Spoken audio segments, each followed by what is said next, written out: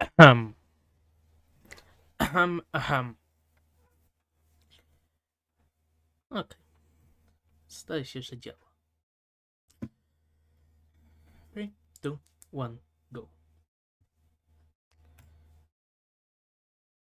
The time now is 10:01 p.m. local time, or Central Europe Standard Time. And today, as the stream's name suggests, I, or even better, hopefully, we will be celebrating New Year's Eve and the beginning of a brand new year, 2024. This year has been, well, certainly an interesting year. For me, personally, it has been a year of upgrades and, well, shuffling equipment. And also data loss. But there's no need to elaborate further on that.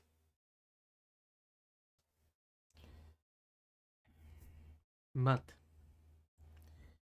on a local news level, because, well, as you may already know, I'm from Poland, and I still live in Poland, actually.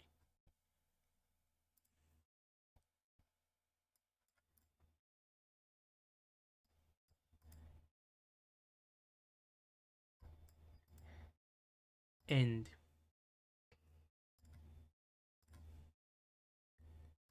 wait a moment.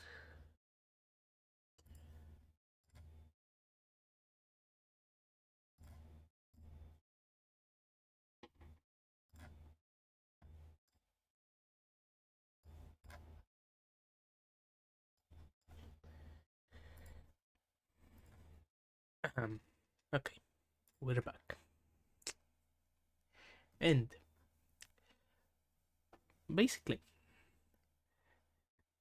this year was the year that TVP, the Polish national broadcaster, finally shut down its operations on the old terrestrial broadcasting standard.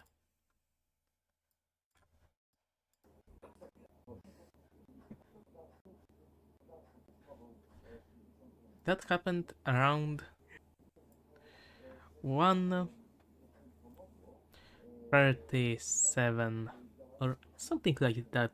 Basically, 1 minute and some seconds after midnight on the 19th of December current year. Which the moment is on the screen right now.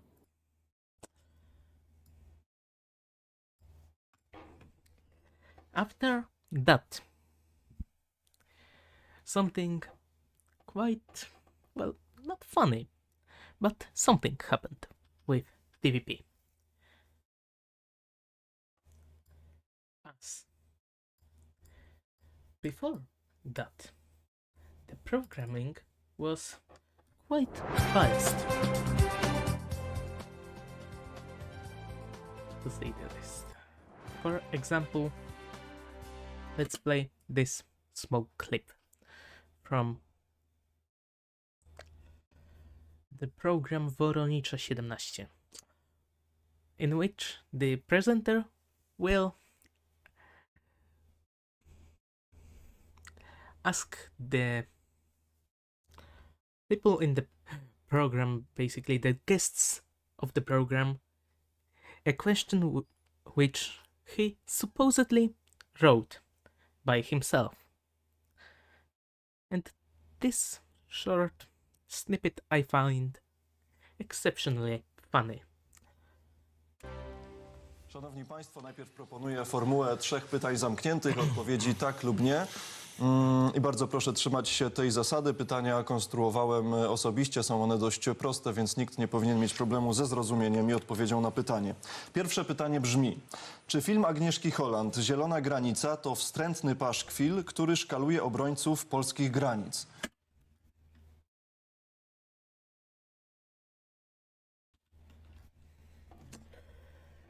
So, the question was, czy film Agnieszki Holland Zielona granica to... And I don't remember the exact words, so play that again. Się tej zasady. Pytania konstruowałem osobiście, są one dość proste, więc nikt nie powinien mieć problemu ze zrozumieniem i odpowiedzią na pytanie. Pierwsze pytanie brzmi: czy film Agnieszki Holland „Zielona granica” to wstrętny paszkwil, który szkaluje obrońców polskich granic? To wstrętny paszkwil, który szkaluje obrońców polskich granic.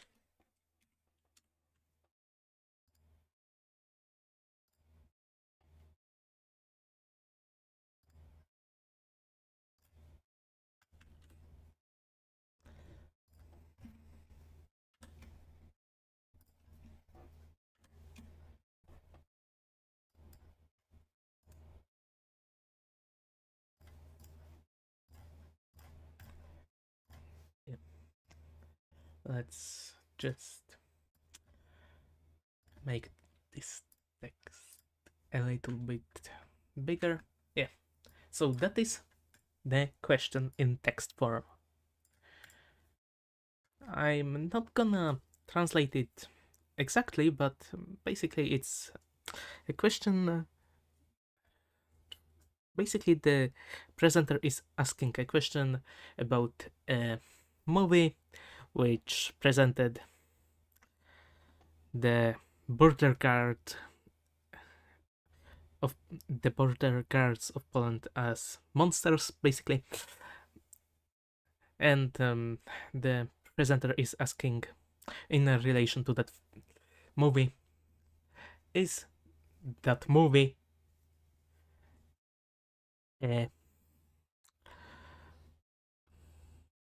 well, pashkwil is a word that basically it's a negative thing, but this wording is quite interesting, as if we just skip a tiny bit further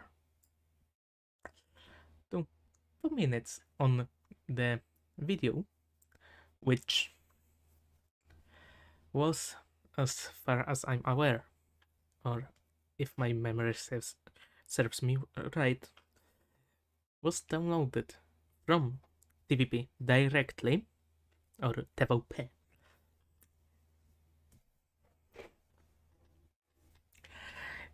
Here's a really funny info bar. Prezes PiS J, it should be Jarosław, but it's shortened to J. Kaczyński. Film Zielona granica to haniebny paszkwil obrażający polski mundur i Polaków. I think the presenter didn't actually write these questions himself, or based the questions on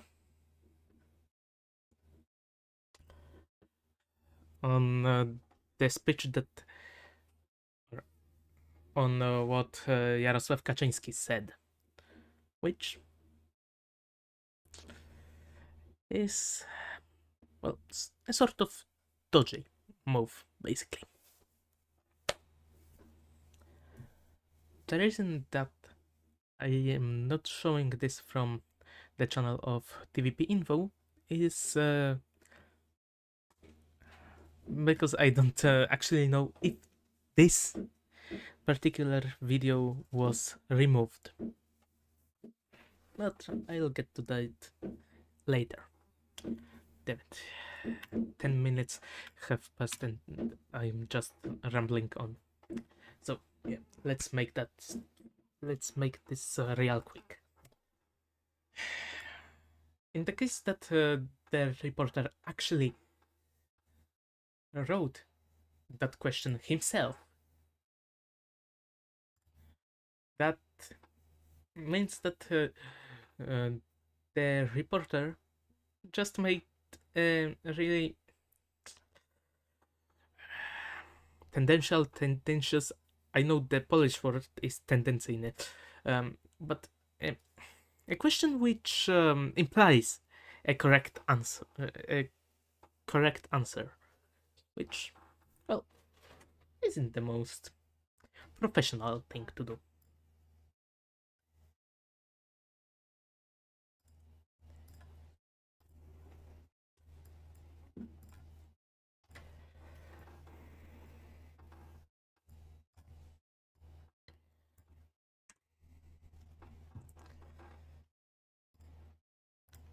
Well,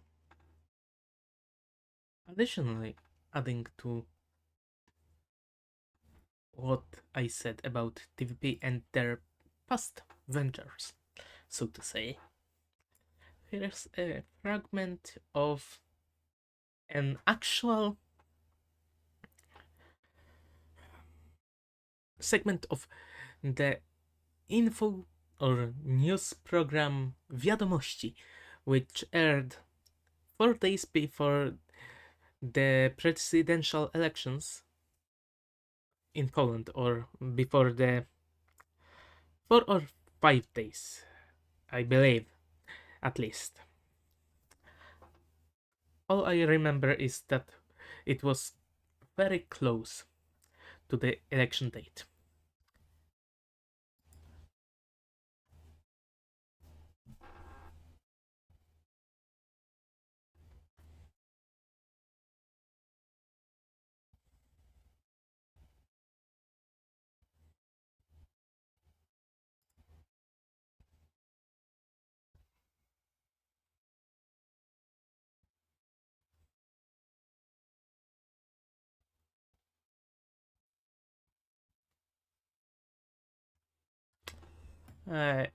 Let's just skip that bit. But basically, this whole almost 5 minute segment of a news program which aired reasonable, which aired kind of close to the elections in 2020. What I'm talking about now is still Poland. This whole material was basically a spot, a, a presidential campaign. Basically, it was just an ad, basically, which, as far as I'm aware, wasn't directly funded by the party, but was an actual fragment of a news program, and that was one of the stories in that news program. This whole clip is filled with a lot of words with good connotations in the Polish language, basically.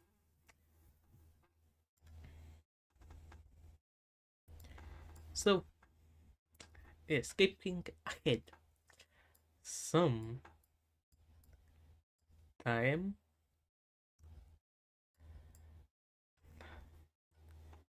recently, I don't fully remember on what day it was, but probably either the 20th. Let me just see. This is from the 20th, so either the 19th, 18th, or the 20th of 20 of December 2023. The Minister of, I believe it was Finances, but I don't fully remember, but basically the management board of Polish television, or Telewizja Polska SA, was cleared up, and just a new guy was put in place. And on the 20th, the 12 a.m. or no, 12 p.m. edition of Wiadomości, which was the second in the day, didn't air. Here's a clip of the channel TVP Info, which started rebroadcasting TVP 1 programming around 11:18 at around 11:18 a.m.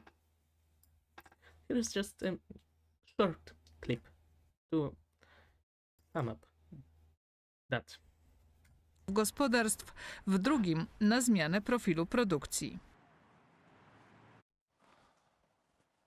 Dzień dobry, witam Państwa, Adrian Borecki. Teraz zaczynamy, niestety przerywamy, musimy przerwać agrobiznes. Rozpoczynamy specjalne wydanie wiadomości.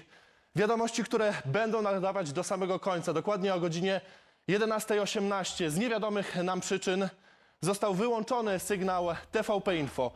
Wiadomości miały rozpocząć się również punktualnie o godzinie 12:00. Również nie rozpoczęły się normalnie. No, tego jeszcze w polskiej historii nie było. Zostały po prostu chyba przejęte polskie media.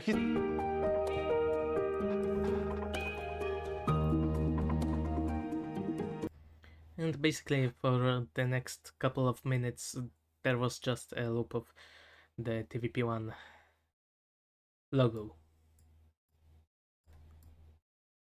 On the same day, but on the 18th, on the hour 18:06, that was still Polish time, as this story only concerns Poland.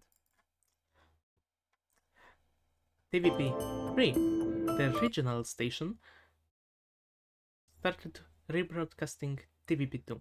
I don't actually know the exact time at which TVP3 just switched over to TVP2 programming, but I started recording at 18:06, and so is that. That's just that.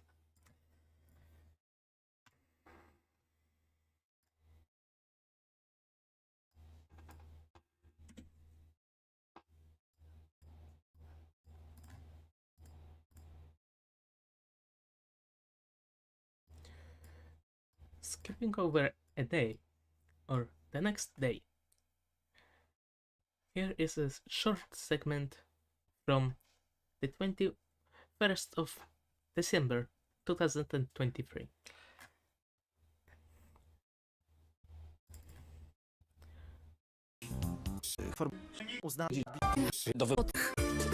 Także świeżo. Jest technologię. Mediamarkt.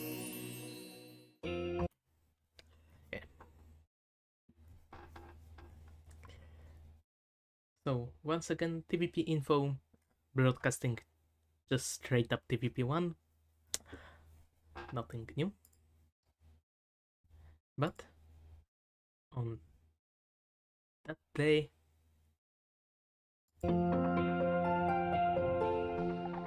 a new news program appeared on TVP1, which was actually announced on the 20th. and it started at, well, let's just say around 19:30 or 7:30 p.m.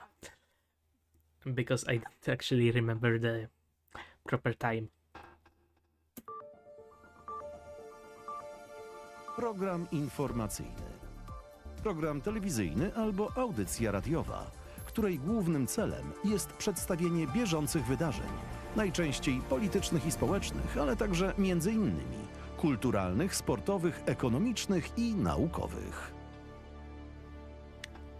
Yep, that's basically this part still plays as far as I'm aware on the daily edition of this news program, which only started at or only aired on 7:30 p.m., which is fine actually, as most of the programming on the 8 a.m., 12 p.m., 3 p.m. editions was just filler. But the funny part of this new program is that they actually, or not actually, but they just quote Wikipedia. And let's just see, I haven't actually done that much research. Let's just see.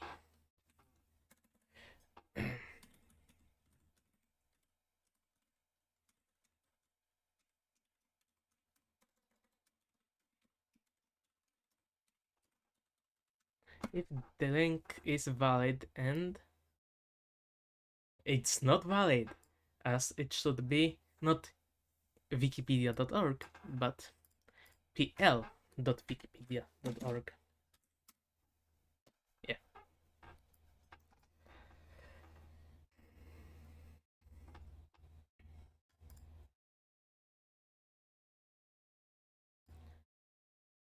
And for the first edition, they just shut on the previous program, which was called Wiadomości. Yes, as czasu snippet of an edition played later or aired later, but I don't actually need to show that. Basically, they finally figured out how they want this program to look, and basically that's it. Skipping over to the actually funny part. Well, while TVP Info is back now, back online, the old crew, so to say, well, the old crew was from the,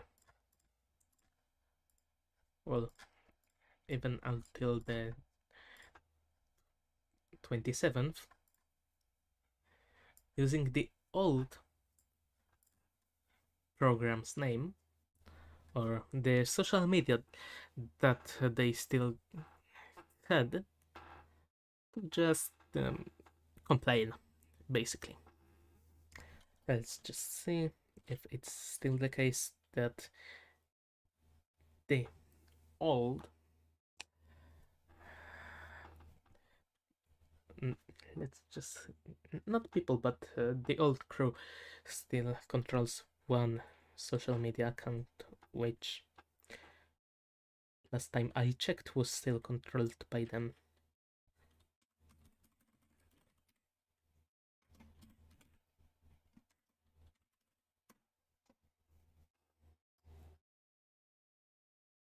Yeah. They still have it.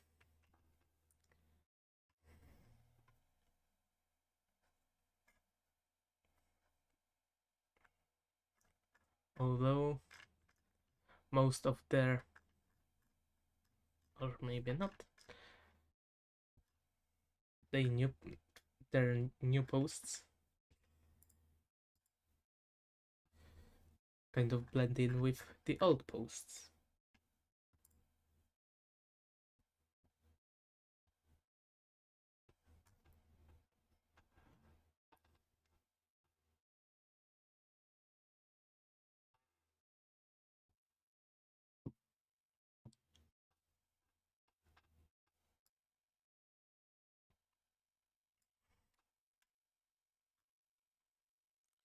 Well, skipping over that thing, as they, well,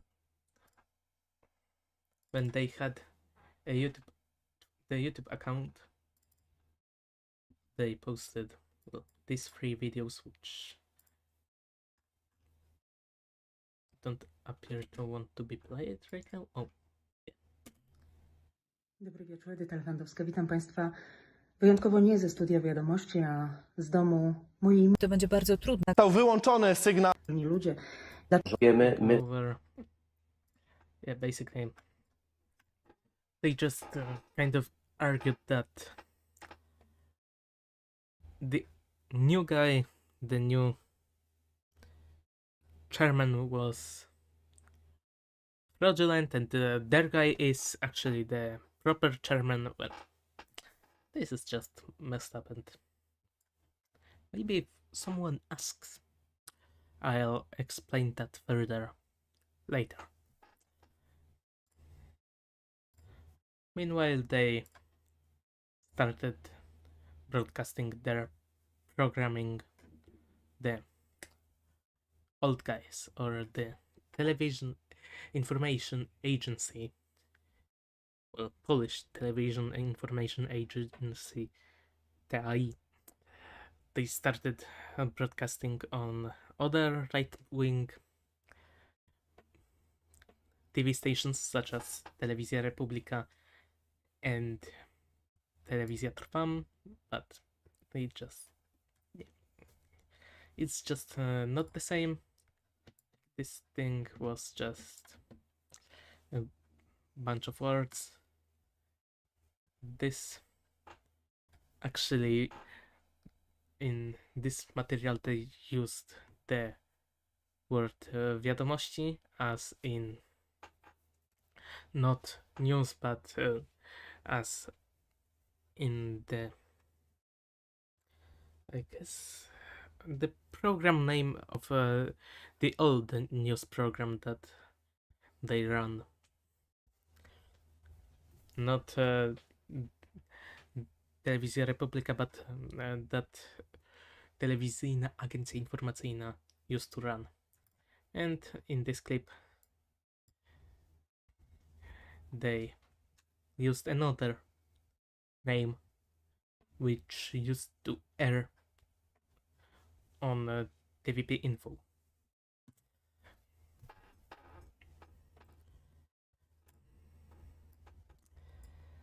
So yeah, enough me rambling on about nothing. And let's get to the better part of the stream. Because today I thought that I won't repeat the mistake from the last stream, which was that the stream was boring as all hell.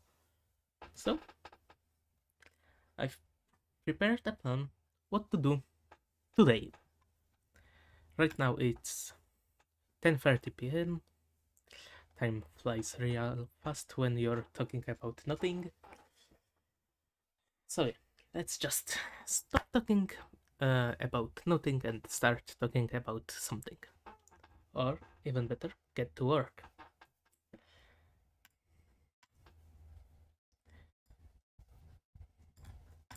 What you see now on the screen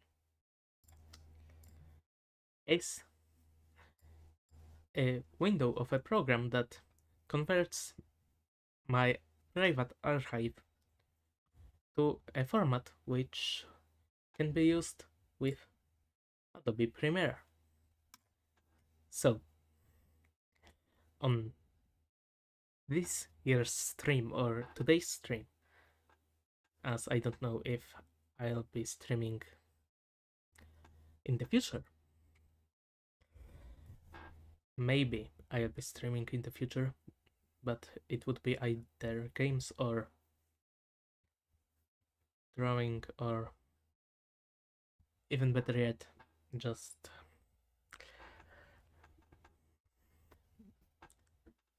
messing around with the video editor. So today we're gonna,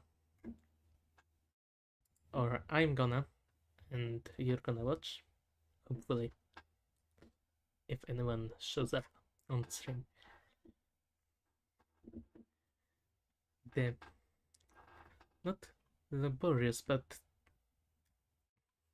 basically the process of extracting the word Tusk or any other term that the old crew at TVP Info used for, well, for the better part of this year, the opposition leader, and now Nick Lay, and now the Prime Minister of Poland, Donald Tusk. So yeah, basically, today we're extracting the word Tusk or any other word which was, or any clip which was used to frame Tusk in a bad picture from the main editions of Wiadomości. Hopefully this will go well and nobody will get bored, but I think already everyone is bored if anyone's watching. So, in the case that there's anything even remotely interesting or anything to explain about this, I'll turn on the microphone, but right now I'll turn it off.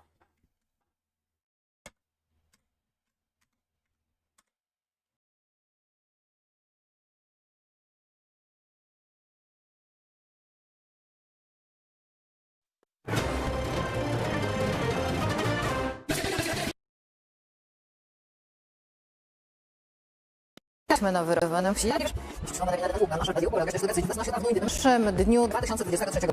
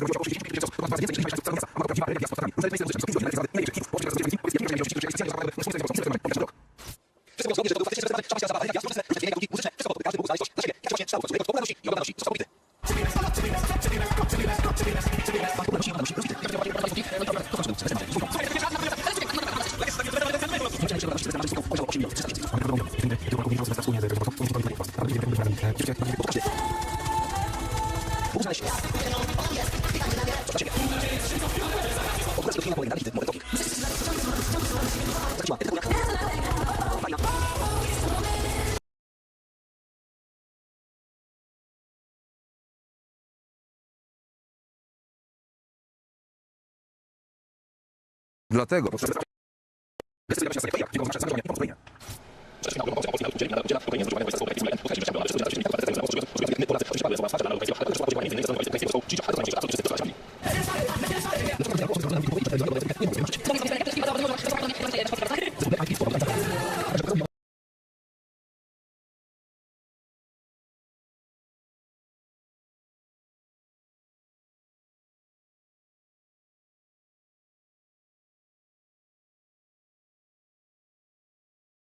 Niespokojnie minęła Sylwestra, co jest 2 godziny, na które razem konserwacja i wielkość społeczeństwa 2023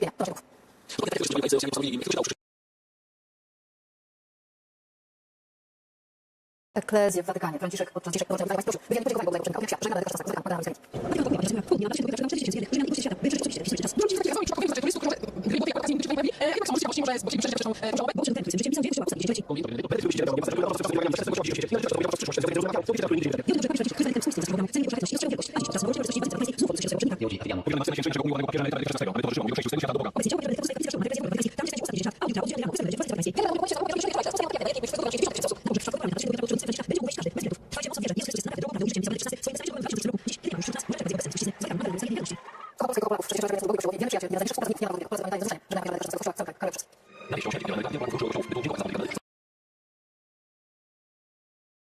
Przewodniczący Konferencji Episkopatu Polski prosił, aby czwartek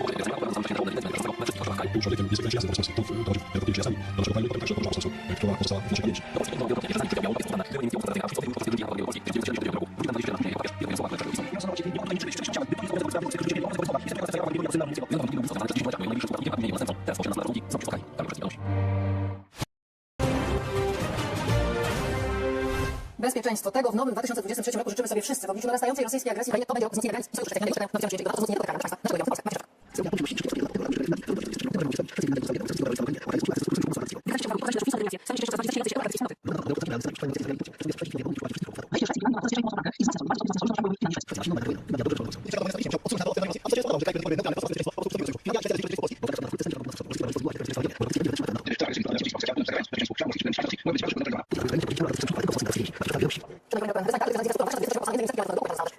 energetycznym, który jeszcze bardziej zwiększą naszą niezależność w tym sektorze. Dawid Helsner.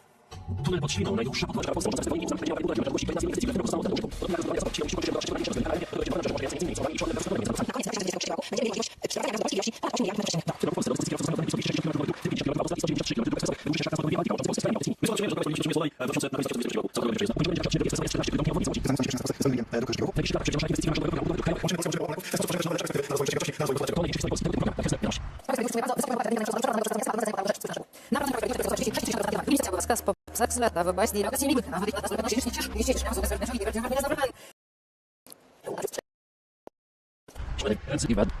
Dawid Helsner, Wiadomości.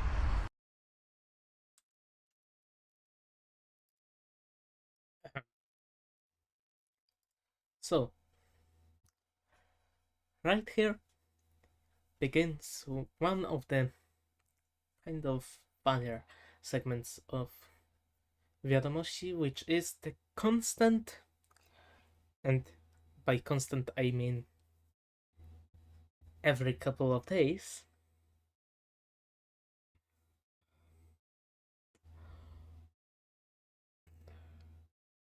polls or political party popularity polls, something like that.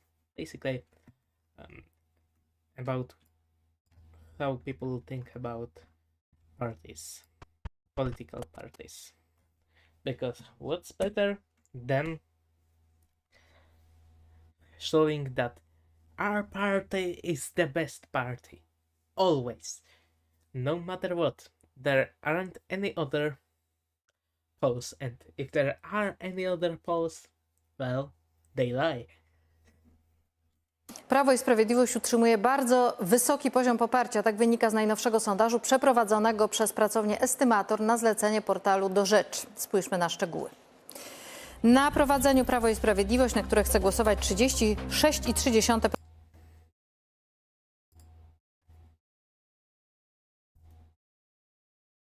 Yeah. So, of course, back then, current governing party, Prawo i Sprawiedliwość, or Law and Justice, course, always on top.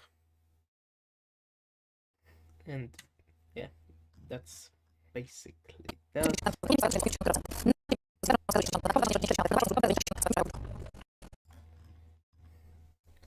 The reason that I have to watch, well, yeah, basically I have to watch through all of the material is I haven't actually viewed it in full, as any other sensible person would do, and also I guess I'm fine with a potential copyright claim by TVP. That would be fine by me. Polska Grupa Zbrojeniowa z dużym sukcesem rozpoczyna nowy rok. Polska spółka Mesko podpisała umowę z jednym z państw bałtyckich na sprzedaż przeciwlotniczych zestawów rakietowych Piorun. To polskie uzbrojenie już zostało zakupione przez Zjednoczone Czy jest może być łatwa.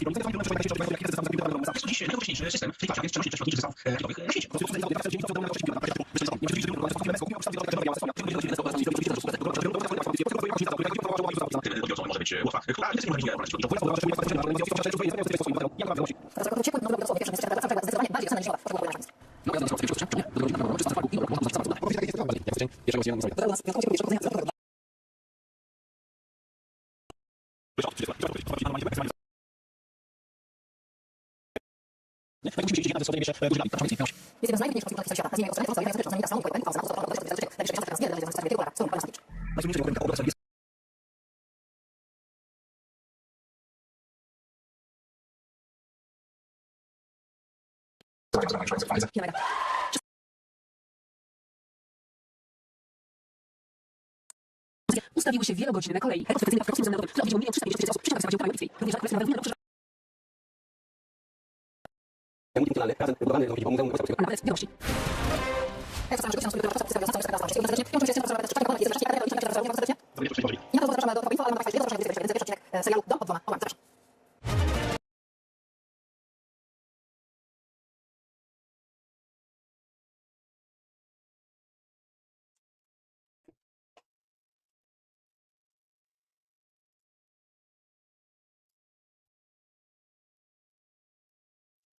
So, in the first episode, there wasn't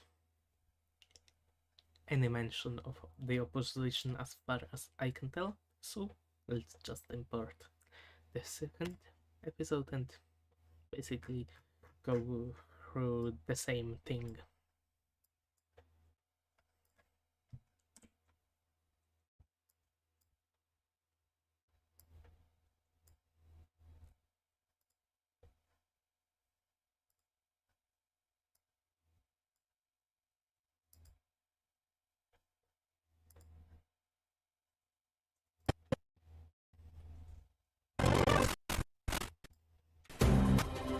Już na stałe. Rząd chce to zagwarantować ustawowo. Ma takie rzeczy, które wiedzą Państwo. Od tematu emerytur zaczynamy główne wydanie wiadomości. And I can already take note that in this edition of Wiadomości there should be at least some mention of the opposition to contrast how great the current, well, back then, government was. Or is. Oby Tusk nie doszedł.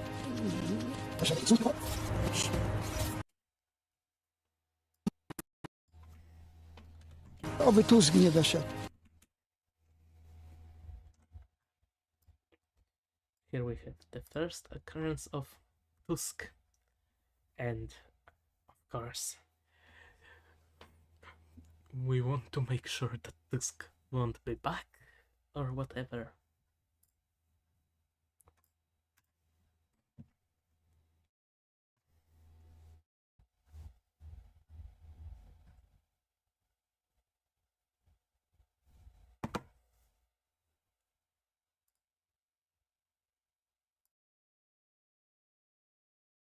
Do rządu, bo tak to zobaczy pani, że wszystko pozabierają.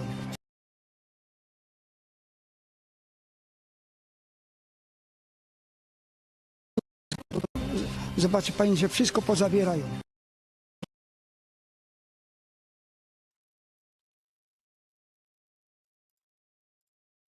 Of course, the first opinion about Tusk that we see in this edition is that Tusk will steal of that, or will take away the probably social stuff, like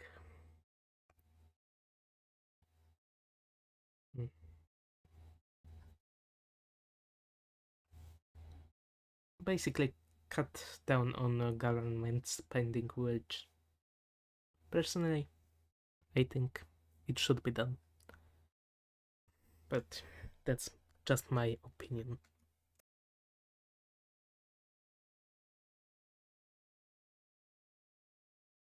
Do rządu, bo tak to zobaczy pani, że wszystko pozabierają. Polacy pamiętają podniesienie wieku emerytalnego. Świadczenia będą utrzymane, zapewnia obecny rząd. Seniorzy.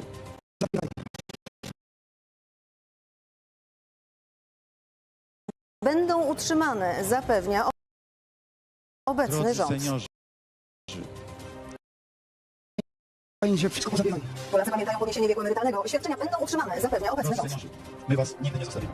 Żeby osiągnąć pokój, musimy szykować się do wojny. Wzmacnianie potencjału obronnego. Kolejne groty dla polskiej armii. Pamięta jest wyjątkowo dobrej jakości, sprawdza się na polu walki.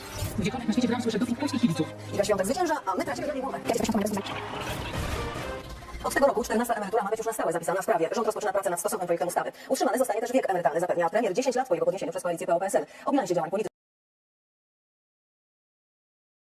10 lat zostanie też wiek emerytalny. Utrzymany zostanie też wiek emerytalny, zapewnia premier 10 lat po jego podniesieniu przez koalicję PO-PSL. O bilansie działań polityków wobec seniorów Damian Dias.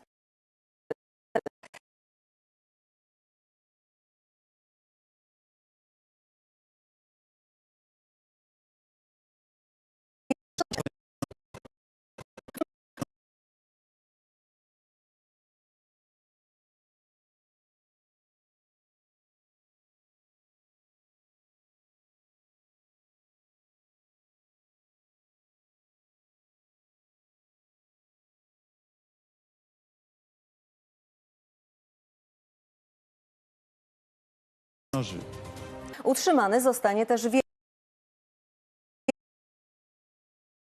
O bilansie działań polityków wobec seniorów Damian Dias. Minęło 10 lat od momentu, gdy rząd Donalda Tuska podniósł wiek emerytalny do 67 lat dla kobiet, jak i mężczyzn. Minęło 10 lat od momentu, gdy rząd Donalda Tuska podniósł wiek emerytalny do 67 lat dla kobiet, jak i mężczyzn. To było niedobre. To było nie fair. I już wtedy budziło ogromny opór społeczny. Oni sami powinni zacząć tak normalnie pracować, to może wtedy by wiedzieli, że to jest nienormalne pracować do takiego wieku. Pracowałam od 16 roku życia i jednocześnie ucząc się, wychowując dzieci i uważam, że w tej chwili w wieku 61 lat to już naprawdę należy mi się chwila wypoczynku. Przeciwko podniesieniu wieku emerytalnego tłumnie protestowali związkowcy. Pan premier nie ma odwagi powiedzieć Polakom, że będziecie pracować do śmierci. Nie, tędy drogi.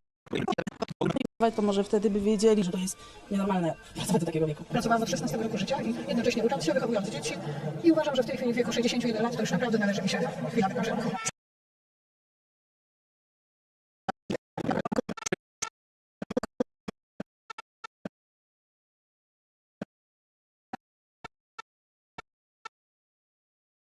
Przeciwko podniesieniu wieku emerytalnego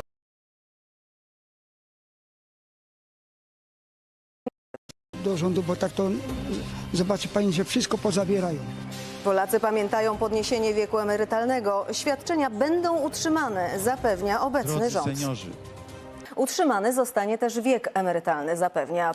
Minęło 10 lat od momentu, gdy rząd Donalda Tuska podniósł wiek emerytalny do 67 lat dla kobiet, jak i mężczyzn. To było niedobre.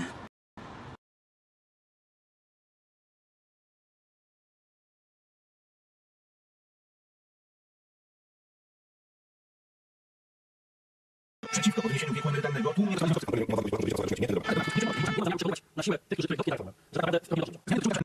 Tusk nie przejmował się tym, ale Donald Tusk nie przejmował się tymi głosami.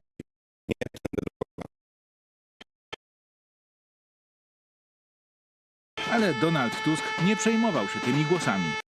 Nie mam zamiaru przekonywać na siłę tych, których dotknie ta reforma, że tak naprawdę robimy dobrze ludziom. Zmiany dotyczyły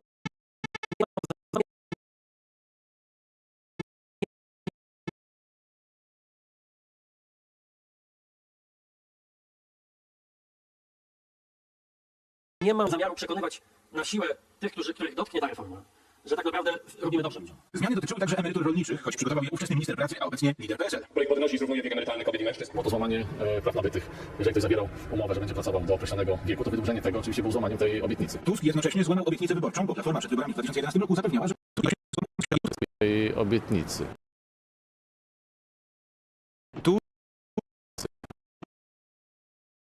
Tusk jednocześnie złamał obietnicę wyborczą.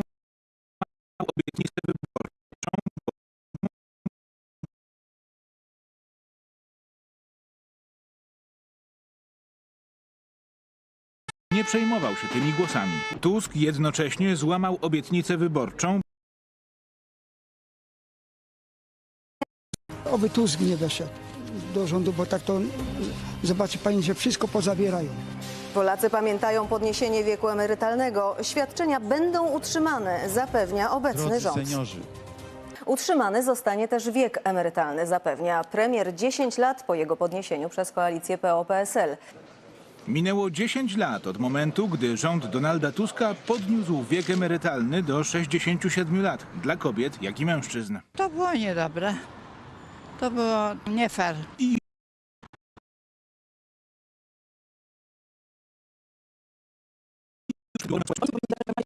Ogromny opór społeczny. Oni sami powinni zacząć tak normalne pracować do takiego wieku. Pracowałam od 16.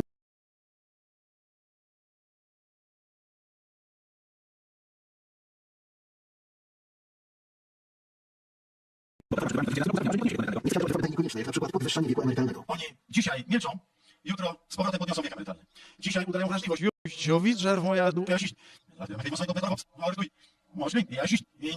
Emerytalnego.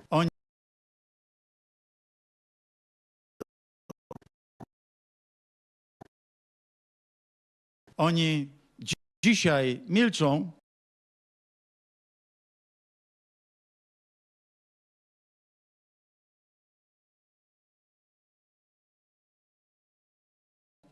Jutro z powrotem podniosą wiek emerytalny.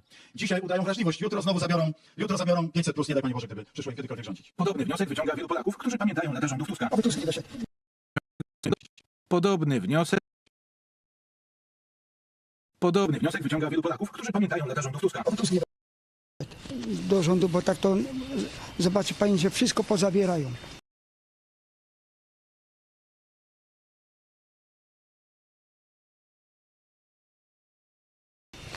Wszystko pozabierają, 14, 13, wszystko pozabierają. Cofnięcie podwyżek wieku emerytalnego dokonanych przez rząd Tuska w kampanii wyborczej w 2015 roku obiecało Prawo.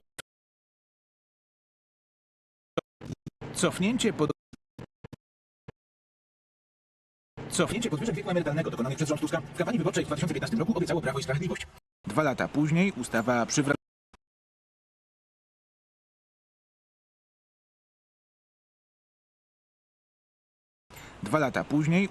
Przywracająca możliwość przejścia na emeryturę w wieku 60 lat dla kobiet i 65 lat dla mężczyzn weszła w życie. Kwintesencja tego, co nas różni od Platformy Obywatelskiej. Wiarygodność. Usłyszeliśmy od Polaków.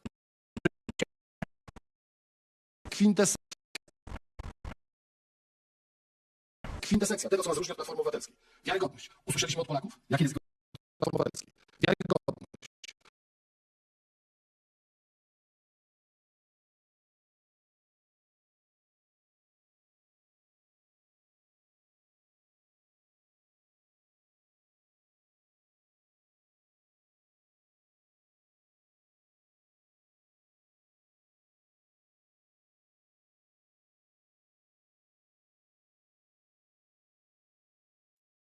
Let's now see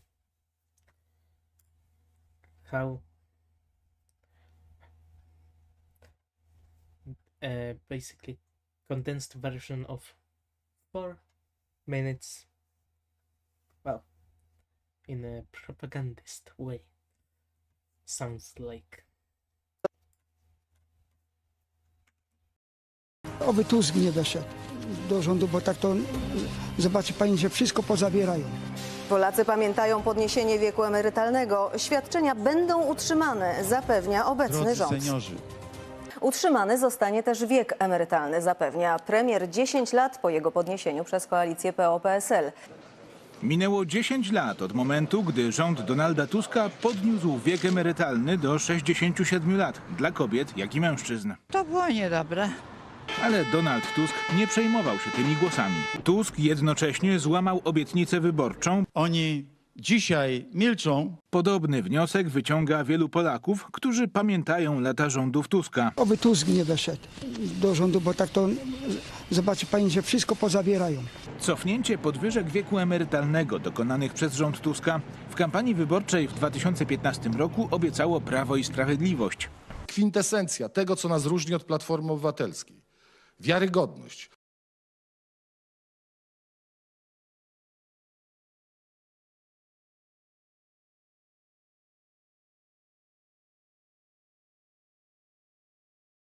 Usłyszeliśmy od Polaków, jakie jest ich oczekiwanie i wiek emerytalny został obniżony. Zmiana głównie polegała na tym, że możesz pracować, ale nie musisz. I to jest ta kapitalna różnica, ponieważ zwiększa poczucie wolności człowieka. Tusk zmusił Polaków do dłuższej pracy, zamiast zająć się problemem śmieciówek, od których nie...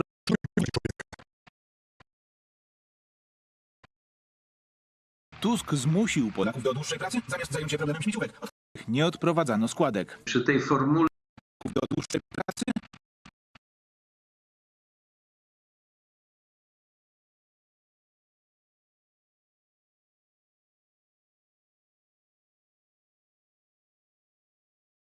zamiast zająć się problemem śmieciówek, od których nie odprowadzano składek.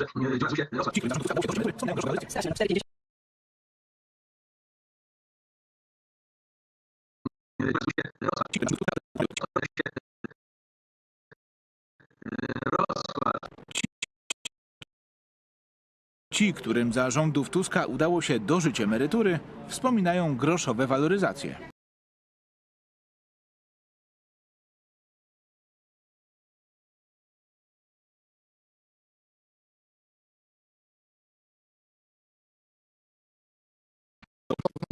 Przez rząd Tuska w kampanii wyborczej w 2015 roku obiecało Prawo i Sprawiedliwość. Kwintesencja tego, co nas różni od Platformy Obywatelskiej. Wiarygodność. Tusk zmusił Polaków do dłuższej pracy. Ci, którym za rządów Tuska udało się dożyć emerytury, wspominają groszowe waloryzacje. Strasznie, 4,50 waloryzacja, 48 zł.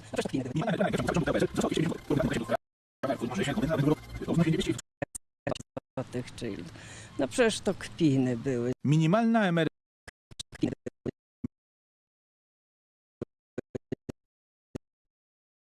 Minimalna emerytura na rękę w ciągu całych rządów PO-PSL wzrosła o 250 zł.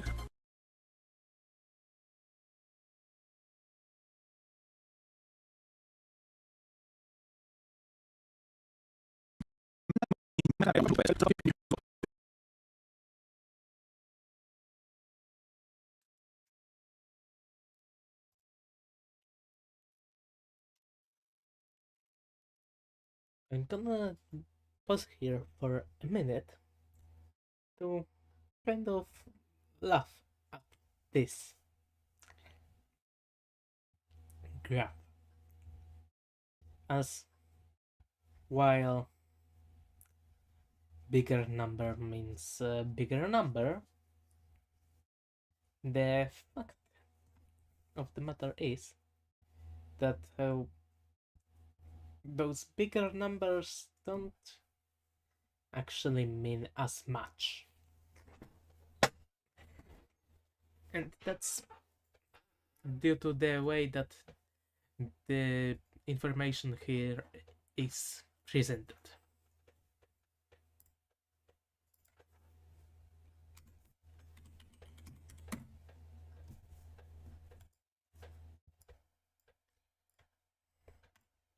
Let's just drag out Excel for once here and let's start. So I'm not gonna even check the actual numbers.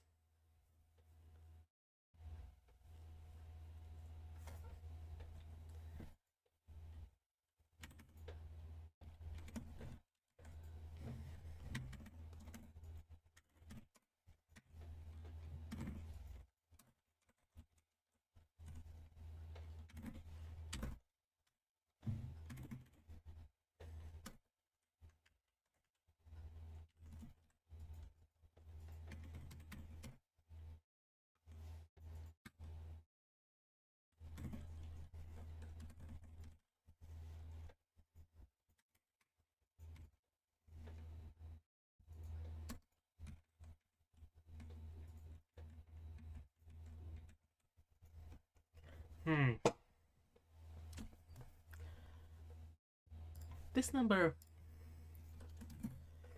here is quite interesting. The graph should show the minimal retirement money. I don't know, rent. Basically the money that the government gives back to people who gave money to the government in the first place to basically make sure that they have actually something to live off of in the future.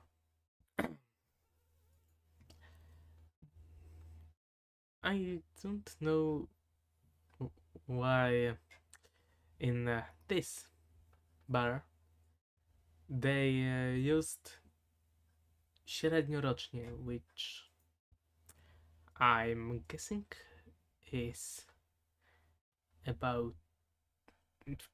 talking about the middle of the year and not the average rent, or maybe retirement pension or whatever. Maybe it's talking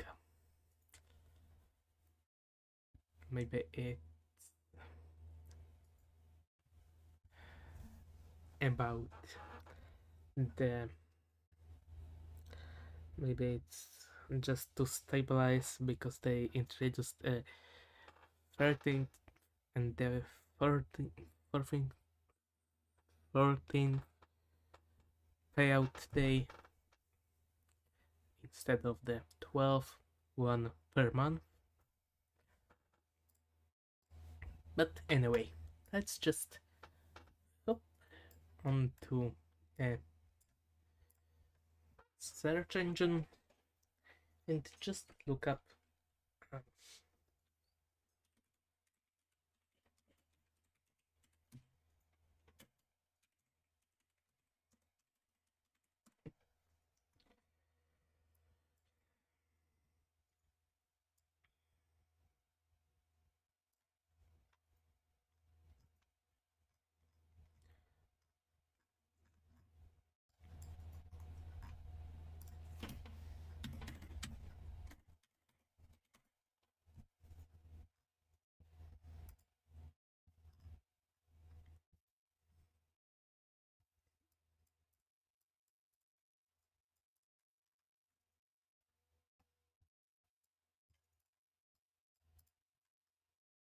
okay.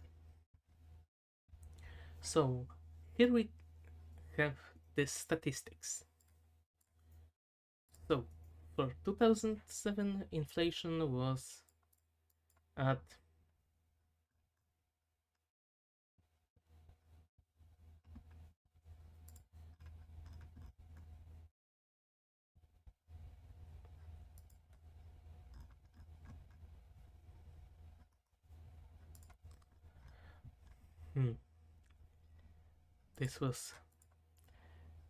this is a frozen or whatever version, but that's okay. We can work with that.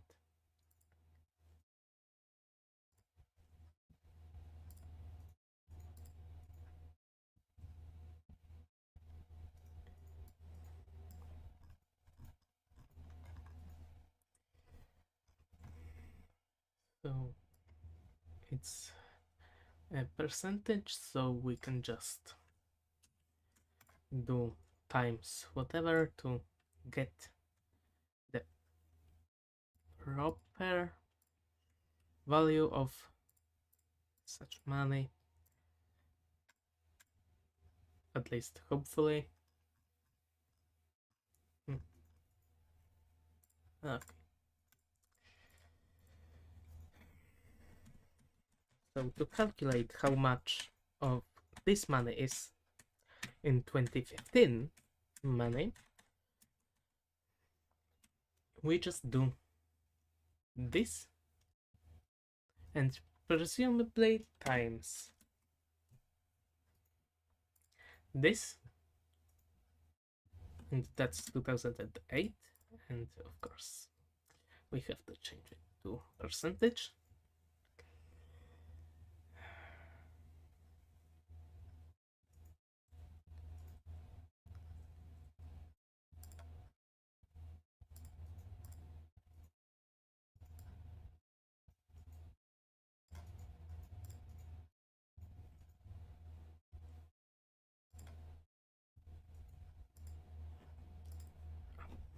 Here we have it, and it's wrong.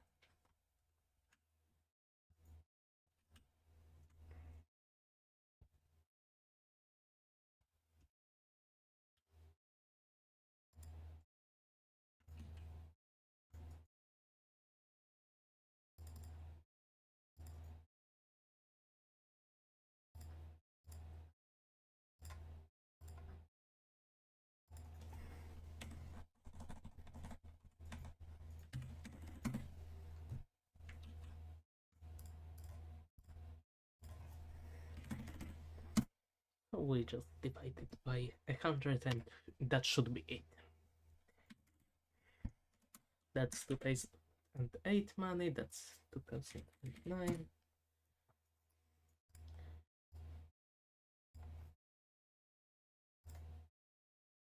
Oh, yeah, I forgot about that. Now it should be more than enough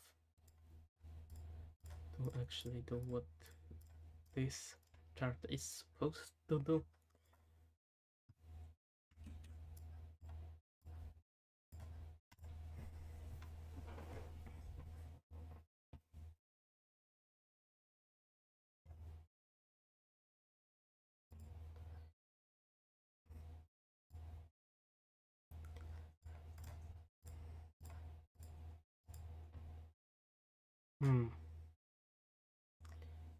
Okay, that adds up,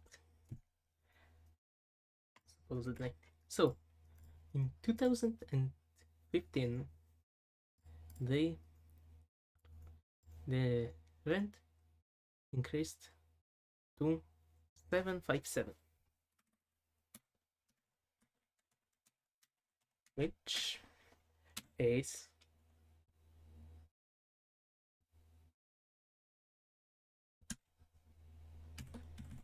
if we count it by percentages and subtract 1,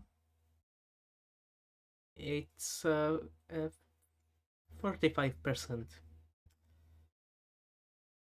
increase. Oh yeah, and this is wrong actually. So it should be less because that's the 2.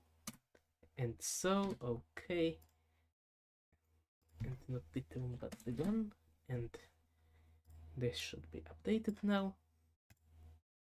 So yeah, with accounting for inflation, this amount of money in 2015 was worth this much, and so the actual raise was 20%. They should have highlighted that. This is not financial advice, I should probably say. I basically don't know what I'm talking about, but I'm talking about it anyway. So, right now, if we just do kind of the same thing, so 2015, 2016, and so on and so forth. Copy this to this, copy that to that, and change that back to this, and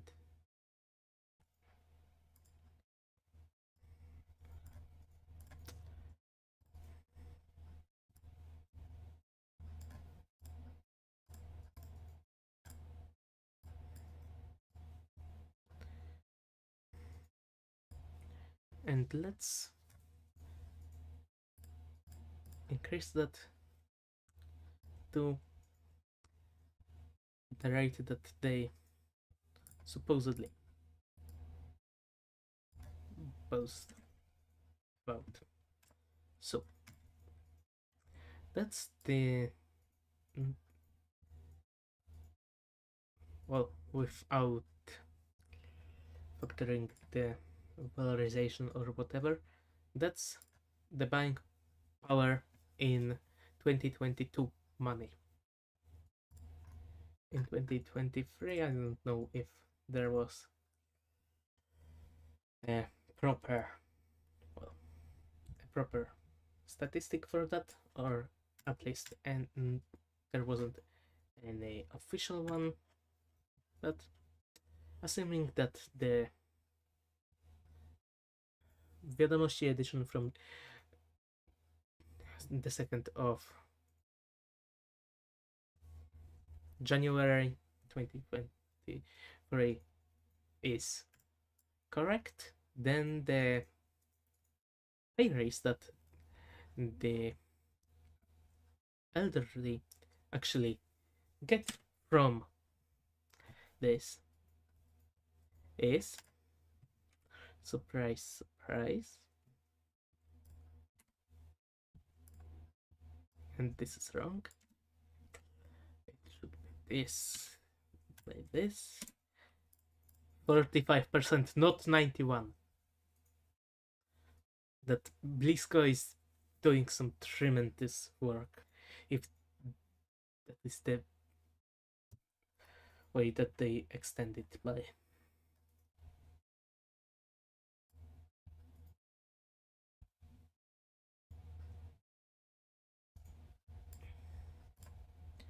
Because that 757 has the buying power of 2022's 991. Well, not exactly, as the prices of materials have gone up quite a bit, especially sugar.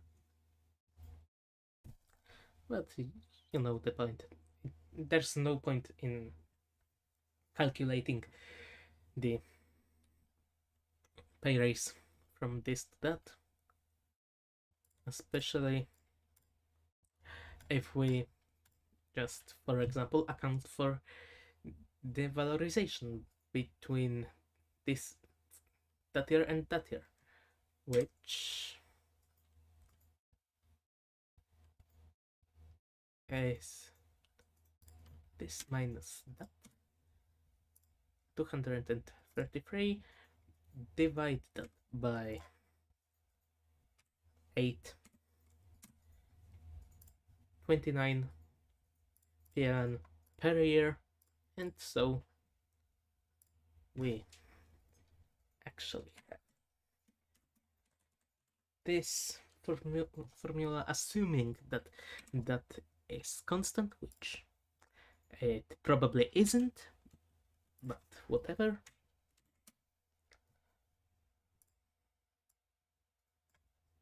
And suddenly the change in pay rate is negligible, to say the least, if we just ignore inflation for one bit. Yeah, that's actually substantially less.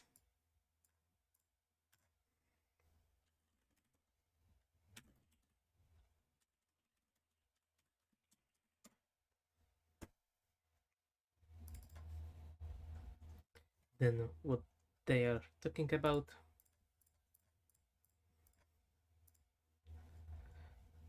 And I honestly don't know how they got 91% raise, well, except maybe just doing something like this. This divided by that 90. Yeah, that's probably how they got the numbers, by totally ignoring the fact that the cost of everything, especially living, in those 8 years, has gone up. But that's peace for you. That's just how peace works.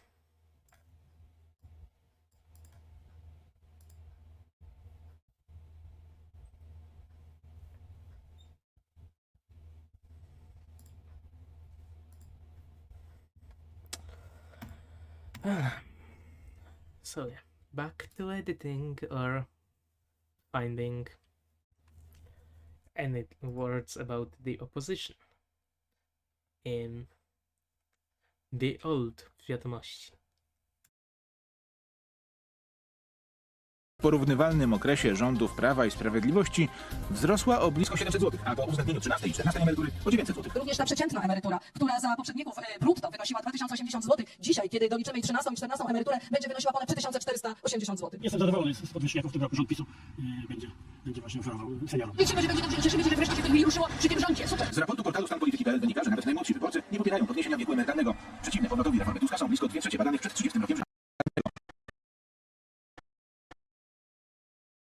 przeciwne Powrotowi reformy Tuska są blisko 2/3 badanych przed 30 rokiem życia. Damian Diaz, wiadomości.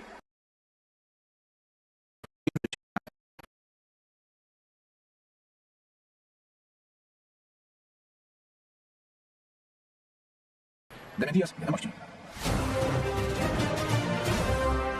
70 000 karabinków Glock dla Wojska Polskiego. Sprzęt polskiej produkcji nazwany na cześć Dudzaka Rafał Sprawie się pochwały Ukraińscy żołnierze. Potem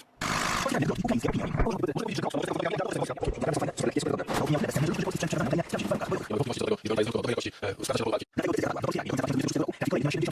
Oczywiście wszyscy chcemy pokoju, ale żeby osiągnąć pokój, musimy szykować się do wojny.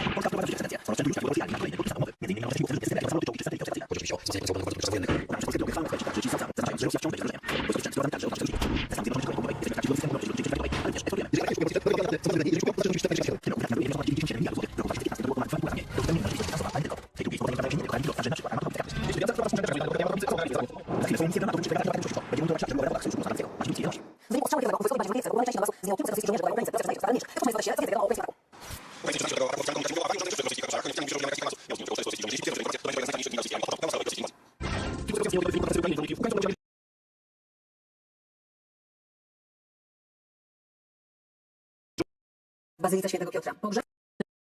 I nie pomagają przede wszystkim Stany Zjednoczone i jej oparcie sposób.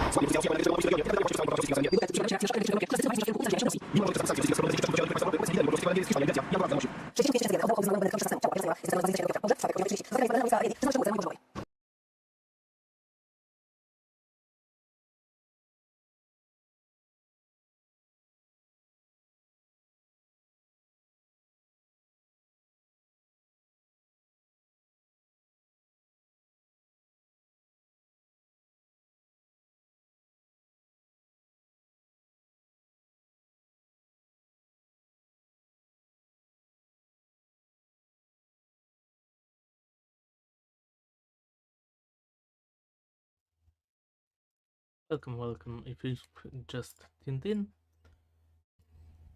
Today's end of the year stream is, well, basically extracting bad words about back then, what was back then, the opposition from the propaganda, or what I believe is, or was, a propaganda news program funded by public funds, which was called Wiadomości. It was in Poland because that was, well, what I know, because I'm from Poland. Yeah.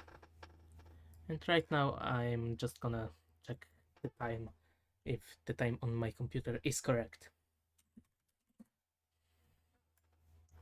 And yeah, it's basically correct. Yeah. Without further ado, back to, well, maybe editing, depending on if you can call this editing.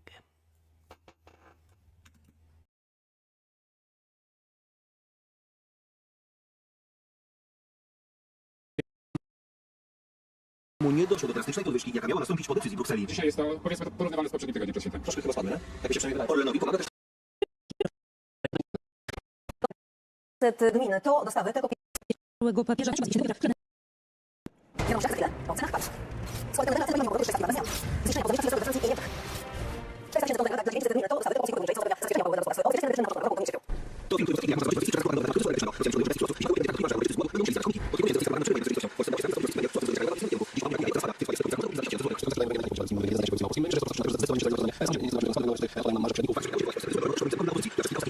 daje się w kraju zabraknie. Szykuje się Armagedon.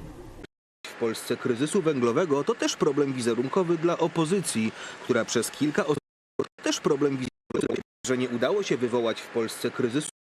Pośredników. Fakt, że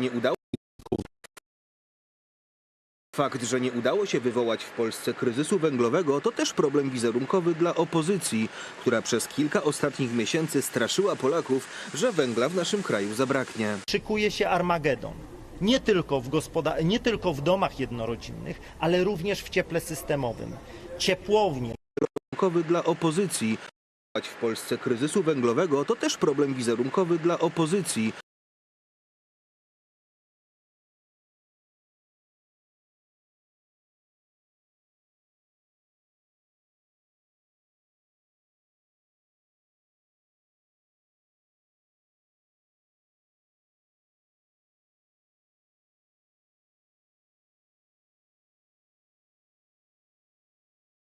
Która przez kilka ostatnich miesięcy straszyła Polaków, że węgla w naszym kraju zabraknie. Szykuje się Armagedon. Nie tylko w domach jednorodzinnych, ale również w cieple systemowym. Ciepłownie, te komunalne, te miejskie już sygnalizują, że nie będzie węgla do opalania mieszkań. Rząd tłumaczył, że to polityczna gra opozycji. Będą dopłaty spadne mieszkań. Rząd tłumaczył, że to polityczna gra opozycji.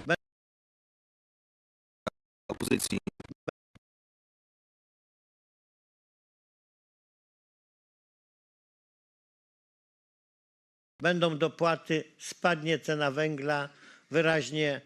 Sądzimy, że razem z tym także inne ceny. Proszę Państwa Rady. Gdy nie udał się kryzys węglowy, ratunkiem dla opozycji miał być kryzys paliwowy.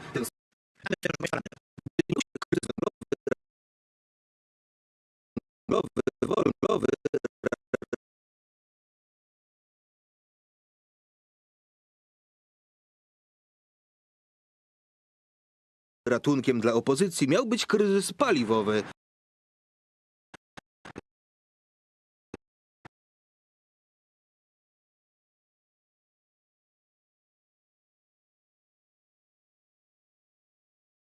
Ten scenariusz wydawał się bardziej prawdopodobny, bo nagle Komisja Europejska sprzeciwiła się przedłużeniu niższej stawki podatku VAT na paliwa w Polsce. To oznaczało potencjalny skokowy wzrost cen paliwa z początkiem stycznia, ale i tu wywołanie kryzysu się nie udało, bo Orlen cen nie podniósł. Tankowałam przed świętami, jeszcze przed zakończeniem roku i cena jest ta sama. Według mnie chyba coś regulują tą marżą, bo jakoś nie zauważyłam, bo ja na gazie jeżdżę, tak więc nie zauważyłam nowe zmiany. Rzeczywiście Orlen jako duża multienergetyczna firma może sobie pozwolić na ruchy marżą. Dlaczego kierowcy nie odczuli podwyżki podatków?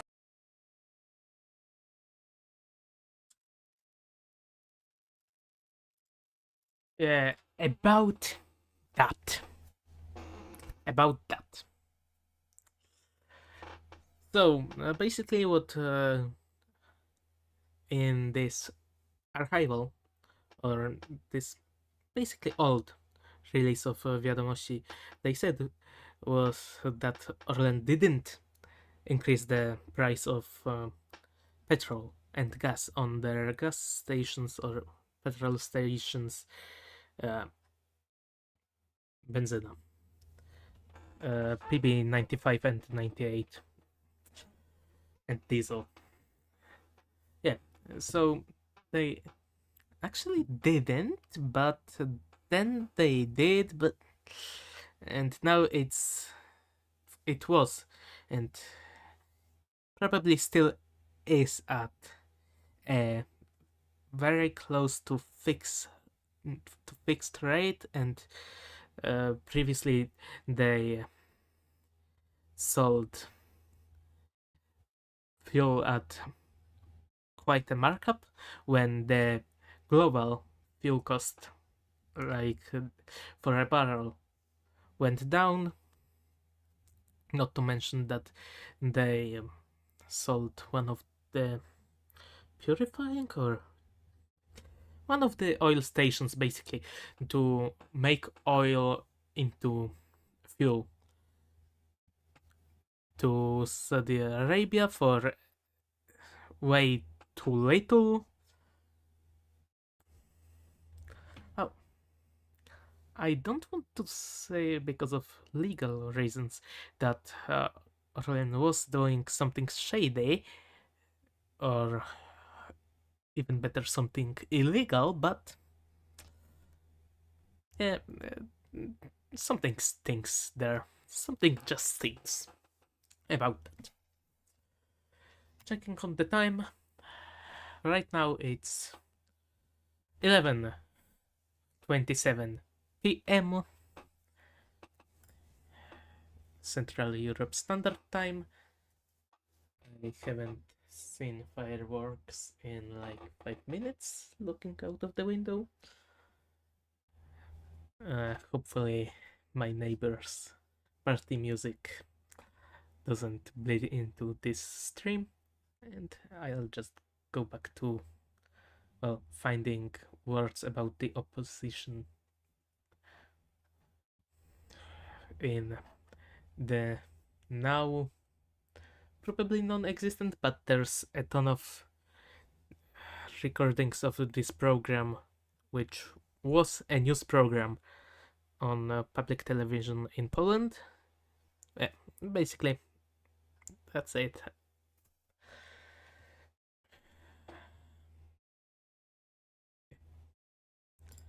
Let's just check this, and yeah, so I'll get back to work.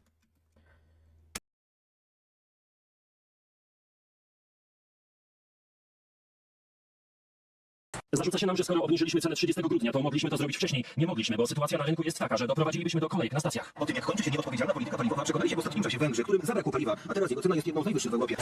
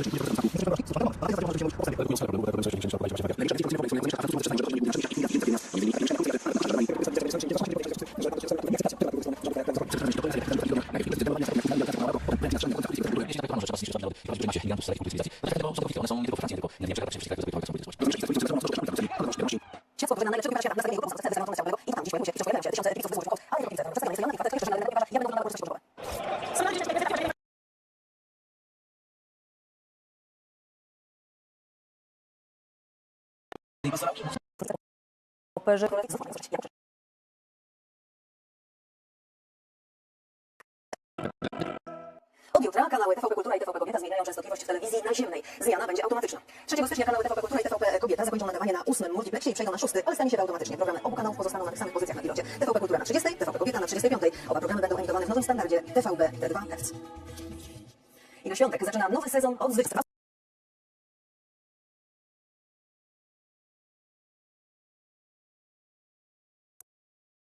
Spektakularny rok, jak Pani go ocenia?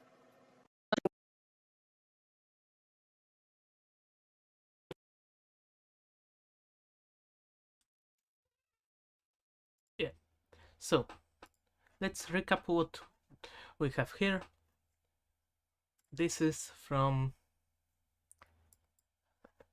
let's just type that, the second, or maybe let's just copy the name of the source clip, source material,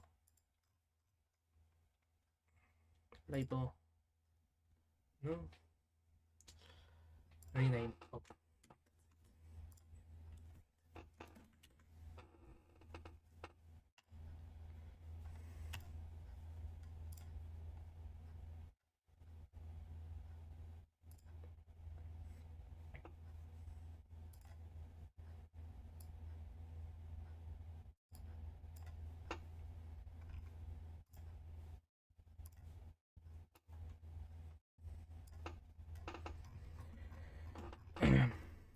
3, 2, 1.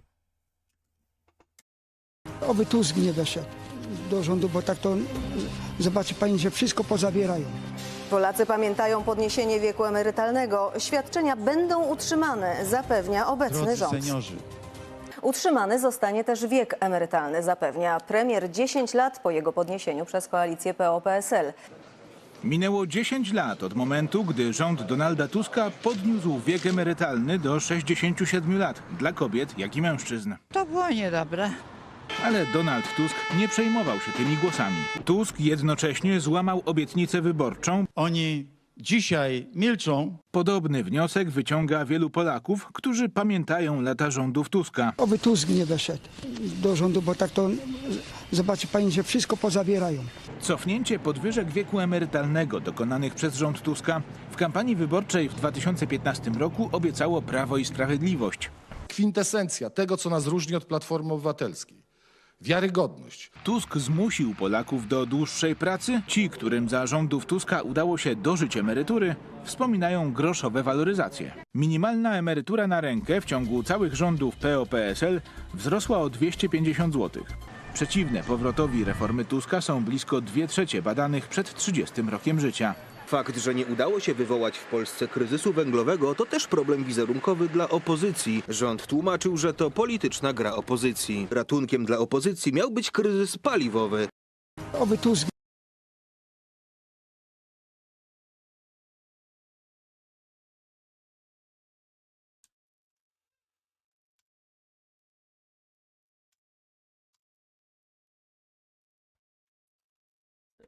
Let's import the third material, which will be probably the last material of this stream. Right now it's 11:30, almost 4 p.m. Central Europe Standard Time. And yeah, let's just import this edition of Wiadomości.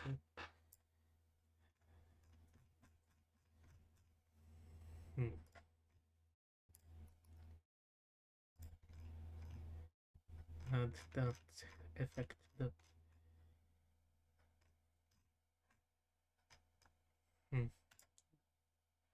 that makes it show po prostu makes it show just the time. That's probably fine.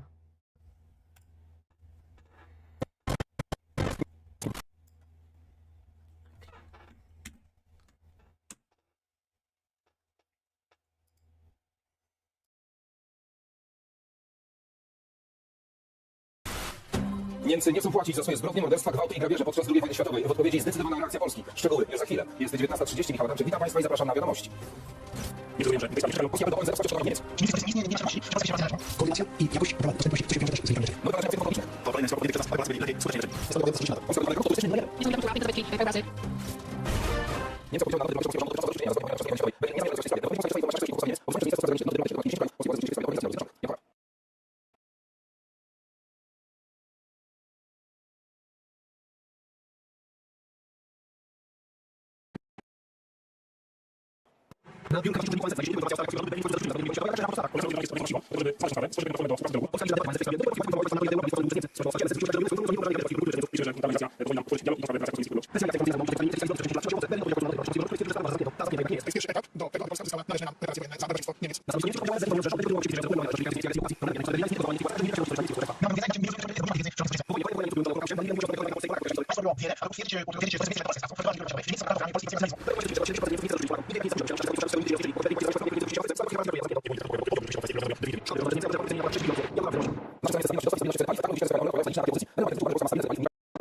Naszym celem jest stabilność dostaw i stabilność cen paliw. Tak mówił dziś prezes PKN.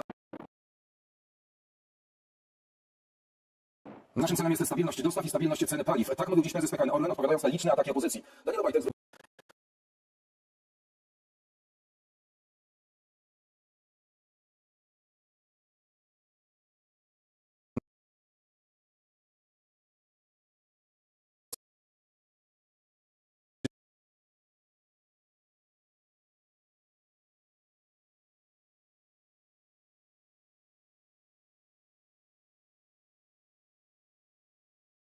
kryzys paliwowy. Naszym celem jest stabilność dostaw i stabilność cen paliw. Tak mówił dziś prezes PKN Orlen, odpowiadając na liczne ataki opozycji. Daniel Obajtek zwrócił uwagę, że Polska stabilna ceny paliw nie może załapać się na tańsze paliwo. Na Węgrzech koszt paliwa drastycznie wzrósł po nieudanym eksperymencie z zamrożeniem cen. We Francji na niektórych stacjach w ogóle nie można było zatankować. To europejskie problemy z paliwem z ostatnich miesięcy. W Polsce do podobnego kłopotu mogło dojść z początkiem stycznia, ale ceny się nie zmieniły. Tak samo nic nie zmieniło. Są podobne jak były w zeszłym roku. Orlen tak poprowadził swoją politykę cenową, by koszt paliwa był taki sam w ostatnich tygodniach. Dla konsumentów nie ma to znaczenia, bo nawet gdyby wcześniej płacili nieco mniej, to teraz zapłaciliby znacznie więcej. Cena nie uległa zmianie, a właściwie nawet gdzie niegdzie spadła. To znaczy, że wcześniej płaciliśmy kilkanaście procent więcej. W opozycji chodzi o to, żeby w kraju było jak najgorzej. W opozycji chodzi o to, żeby w kraju był chaos.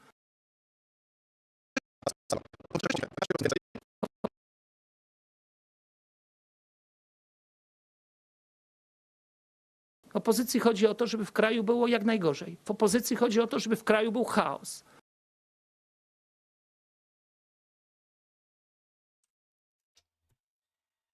Very wise words from a very wise man. Definitely the right guy for the job of a chairman of a government-funded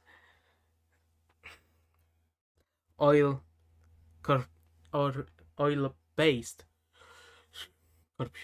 corporation. Yeah, definitely not put in that place because he is affiliated with the party. Definitely not.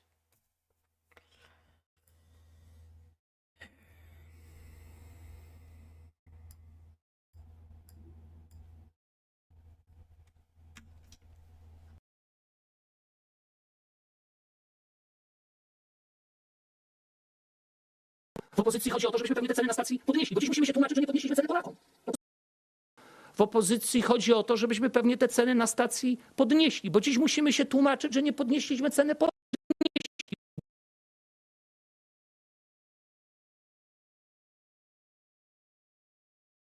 Naszym celem jest stabilność dostaw i stabilność cen paliw.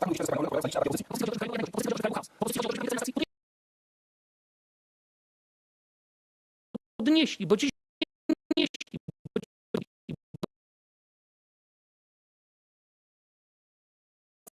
Podnieśli. Bo dziś musimy się tłumaczyć, że nie podnieśliśmy ceny Polakom. No proszę zobaczyć takich absurdów. No proszę zobaczyć takich absurdów dochodzi. Zarzuty wobec Orlenu dotyczą tego, że skoro spółka wzięła podwyżkę VAT-u na siebie, to mogła obniżyć ceny paliw już wcześniej. Koncern odpowiada, że wówczas różnica cen między grudniem a styczniem byłaby na tyle duża, że wielu kierowców, nie tylko z Polski, mogłoby kupować znaczne ilości paliwa w grudniu. Gdybyśmy my miesiąc wcześniej nie komunikowali, że zrobimy wszystko, żeby ceny utrzymać, mielibyśmy w okresie przedświątecznym chaos na naszych stacjach. Mielibyśmy nieprzewidywalną panikę. Dokładnie taki scenariusz wydarzył się na Węgrzech, gdzie rząd zamroził cenę paliw, bo gdy tylko pojawiły się pogłoski, że atrakcyjna cena się skończy, węgierscy kierowcy rzucili się do tankowania, w efekcie czego zabrakło paliwa. Dominik cierpiał wiadomości.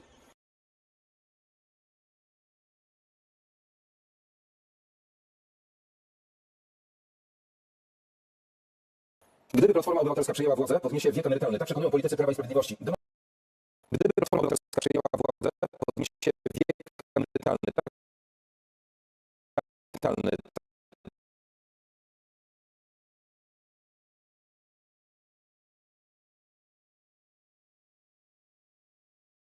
Tak przekonują politycy Prawa i Sprawiedliwości. Donald Tusk już raz to zrobił. Choć jego koledzy zapewniali wtedy, że nie będzie to potrzebne, a dłuższej pracy sprzeciwiało się wówczas aż 91% Polaków. Już raz to zrobił.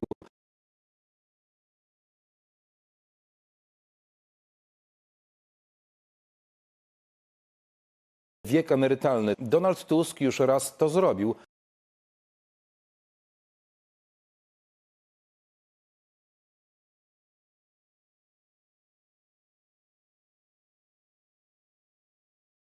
Choć jego koledzy zapewniali wtedy, że nie będzie to potrzebne, a dłuższej pracy sprzeciwiało się wówczas aż 91% Polaków. Damian Diaz. Choć do emerytury zostało im jeszcze dużo czasu, to wcale nie pociąga ich wizja pracy do śmierci. Jak wynika z raportu portalu stanpolityki.pl, 2 na 3 Polaków przed 30 nie chce podwyższenia wieku emerytalnego. Zdecydowanie krócej. Z tego, co jak patrzę na moich rodziców, to już oni chyba raczej nie chcą pracować. Zmęczeni są po prostu pracą. Powinniśmy mniej pracować, oczywiście, że mniej. Jesteśmy bardziej efektywni. Stąd niezadowolenie z reformy rządu Tuska, który 10 lat temu podwyższył wiek emerytalny.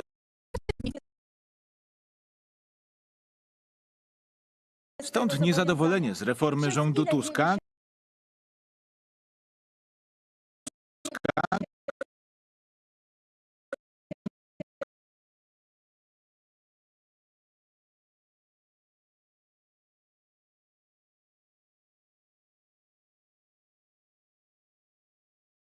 który 10 lat temu podwyższył wiek emerytalny do 67 lat dla kobiet i mężczyzn. No i ciężko by było pewnie, co niektórym. Lubię do 65. Myślę, że ludzie już wystarczająco dużo pracują i myślę, że należy mi się jeszcze coś od tego życia. Wcześniejszy wiek emerytalny przywrócił w 2017 roku rząd Prawa i Sprawiedliwości. Obiecaliśmy, że wrócimy z wiekiem emerytalnym z 67 lat na 65 dla mężczyzn i 60 dla kobiet. Wypełniliśmy nasze zobowiązania, nasze obietnice. Donald Tusk stara się przekonać do siebie młodych wyborców. Donald Tusk stara się przekonać do siebie młodych wyborców. Ale jego krytycy wskazują, że lider PO mentalnie tkwi w latach swoich rządów, gdy bezrobocie było dwucyfrowe, a pracowników można było sprowadzać do roli PO mentalnie wskazują, że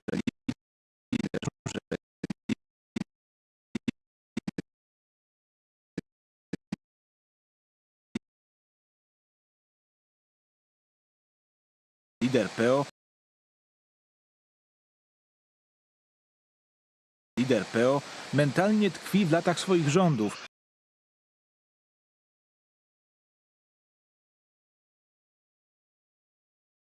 Gdy bezrobocie było dwucyfrowe, a pracowników można było sprowadzać do roli taniej siły roboczej. Miało się świadomość, że po tych studiach nie będzie dla młodego człowieka pracy i po prostu za tą pracą będzie trzeba uciekać gdzieś na zachód. Donald Tusk to jest taki polityk, który zupełnie nie przystaje do dzisiejszych realiów ekonomicznych. Coraz więcej Donald Tusk to jest taki polityk, który zupełnie nie przystaje do dzisiejszych realiów ekonomicznych. Taki polityk, który zupełnie nie przystaje do dzisiejszych realiów ekonomicznych.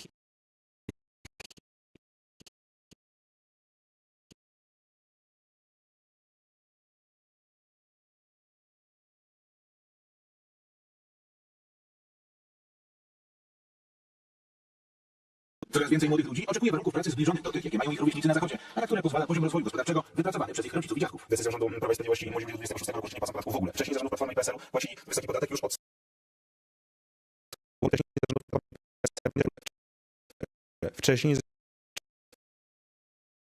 Wcześniej zarządów Platformy i PSL-u płacili wysoki podatek już od swojej pierwszej pracy.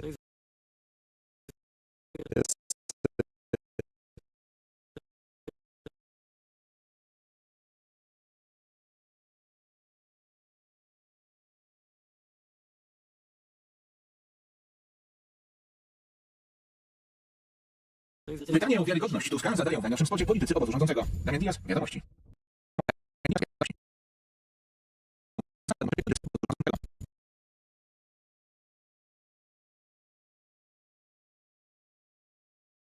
Damian Diaz, Wiadomości.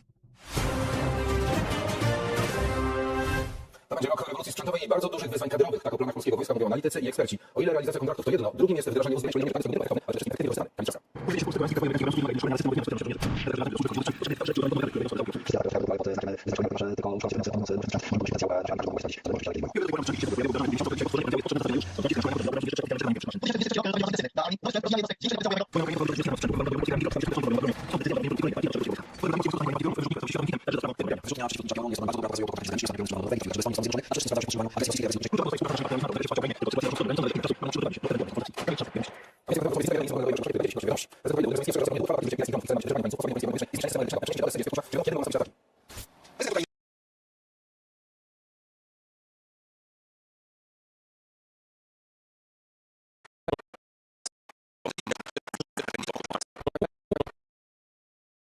Oglądają Państwo główne wydanie wiadomości. Zobaczmy, co jeszcze przed nami.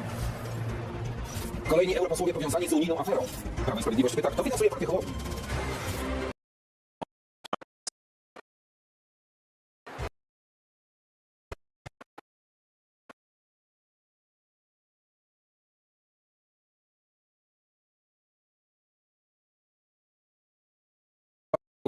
Oglądają Państwo główne wydanie wiadomości. Zobaczmy, co jeszcze przed nami. Kolejni europosłowie powiązani z unijną aferą. Prawo i Sprawiedliwość pyta, kto finansuje partię Hołowni.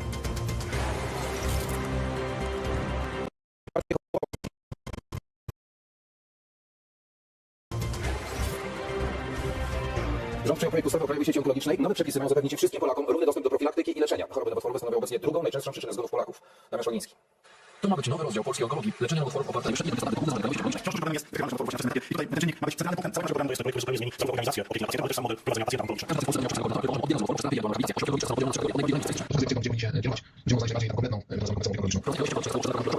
Wiemy wszyscy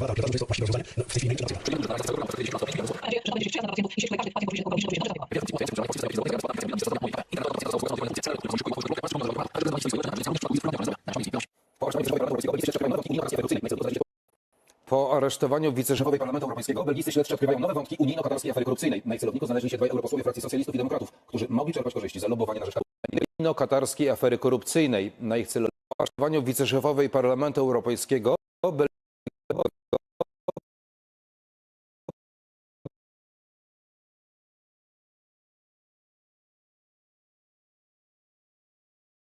belgijscy śledczy odkrywają nowe wątki unijno-katarskiej afery korupcyjnej. Na ich celowniku znaleźli się dwaj europosłowie frakcji socjalistów i demokratów.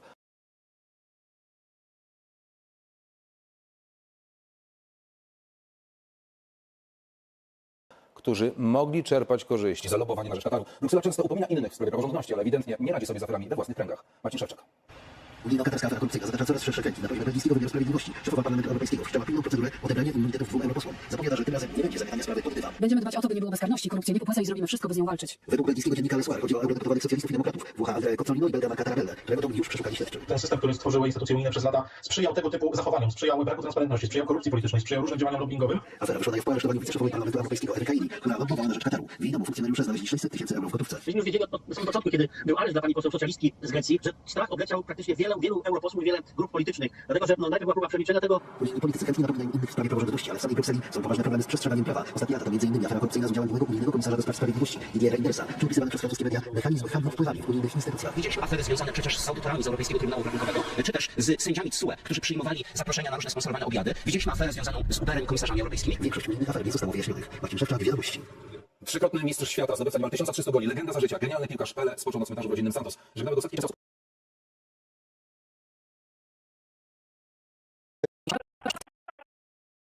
W 2022 roku okazał się dla PKP Intercity niezwykle udany, jeśli chodzi o liczbę pasażerów. Z usług przewoźnika skorzystało niemal 59 milionów podróżnych. To jest wynik rekordowy, już o 10 milionów wyższy niż dotychczas w rekordowym 2019 roku. A jest to efekt m.in. wielomiliardowych inwestycji, a te podejmowane są nie tylko na kolei. Jakub Krzyżak.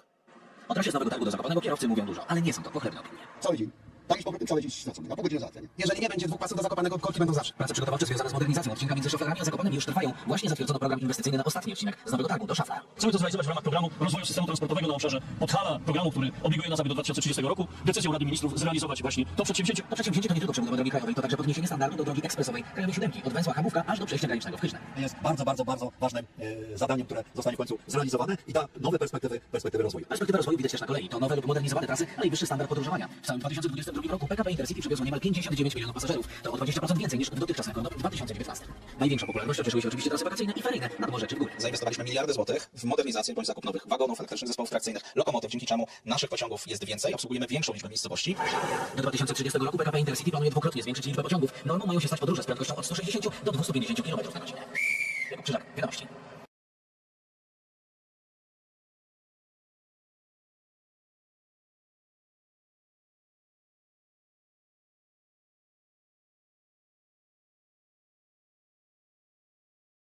Skandal i wezwania do dymisji niemieckiej minister obrony narodowej to efekt jej sylwestrowych życzeń, które skończyły się totalną kompromitacją. To nie pierwsza wpadka, choć swoją funkcję szefowa niemieckiego MON pełni od zaledwie roku. Maksymilian Maszenda. Tak wyglądają i brzmią oficjalne życzenia noworoczne niemieckiej minister obrony Christine Lambrecht i jej słowa o wojnie jako szczególnie interesującym doświadczeniu. W środku Europy szaleje wojna, a dla mnie wiązało się to z wieloma szczególnie interesującymi doświadczeniami. Wiele spotkań z bardzo ciekawymi, cudownymi ludźmi. Kompromitujące nagranie niemieckiej minister wywołało nie pierwszą falę krytyki. Spada zaufanie zagraniczne do Niemiec, maleje poparcie dla Bundeswehry, w wojsku panuje poważny brak pewności, dlatego kanclerz nie może być dalej tylko obserwatorem. Podobne apele o jej zdymisjonowanie pojawiają się w Niemczech od miesięcy. Wiele spotkań z bardzo ciekawymi, cudownymi ludźmi. Lambrecht w ciągu roku na stanowisku ministra obrony narodowej Niemiec stała się bohaterką niezliczonych żartów. Niedawno była krytykowana za sprawę rozmieszczenia w Polsce niemieckich patriotów. Pomysł miał być próbą poprawy jej wizerunku, dlatego najpierw dowiedziały się o nim niemieckie media, a dopiero później rozpoczęto konsultacje z Polską. Niespecjalnie chyba na fachu się zna i też pamiętajmy, że w wojsku w Niemczech to jest jednak kompromitacja. O tym piszą niemieckie media, o tym mówią w Europie. Media w Niemczech zarzucają Lambrecht brak kompetencji i wysyłanie na Ukrainę jedynie hełmów i niesprawnego sprzętu, ale też prywatne podróże śmigłowcem Bundeswehry z synem na wakacje, szpilki w czasie spotkania z żołnierzami na pustyni w Mali, czy wizytę w salonie kosmetycznym w dniu ataku Rosji na Ukrainę. Maksymilian Maszenda, Wiadomości.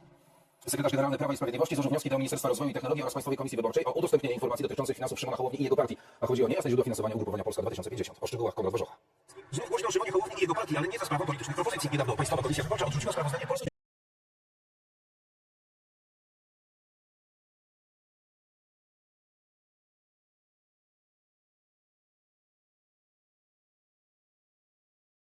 Znów głośno o Szymonie Hołowni i jego partii, ale nie za sprawą politycznych propozycji. Niedawno Państwowa Komisja Wyborcza odrzuciła sprawozdanie Polski 2050. Powodem było niewykazanie żadnych aktywności finansowych przez cały rok. Odrzuciła sprawozdanie.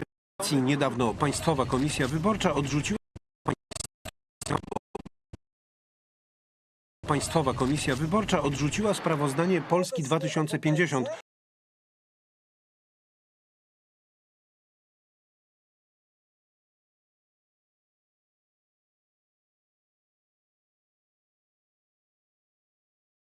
Powodem było niewykazanie żadnych aktywności finansowych przez cały rok. Teraz wyjaśnień chcą politycy Prawa i Sprawiedliwości. Demokracja to transparentność również w zakresie finansowania partii politycznych, a tutaj jednak dochodzi do pewnego kuriozum. Żadne środki nie są wykazywane w sprawozdaniach pana Szymona Hołowni. Ma założoną fundację. Fundację, która ma niemal 6 milionów złotych, a którą sam Hołownia miał założyć za 1000. To osiągnięcie tak dobre, że aż nierealne, ocenia Pawica. Hołownia zawsze dużo mówił o finansach. Czy możliwe więc, żeby nie potrafił zarządzać budżetem partii? Albo zarządza w taki sposób, że obchodzi prawo i lubię łamie. Prawo i Sprawiedliwość składa do PKW żądanie ujawnienia finansów partii Polska 2050 do Ministerstwa Rozwoju i obchodzi prawo, że zarządzać budżetem partii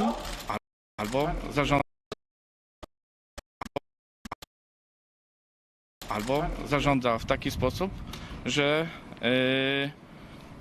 obchodzi prawo i lubię łamie.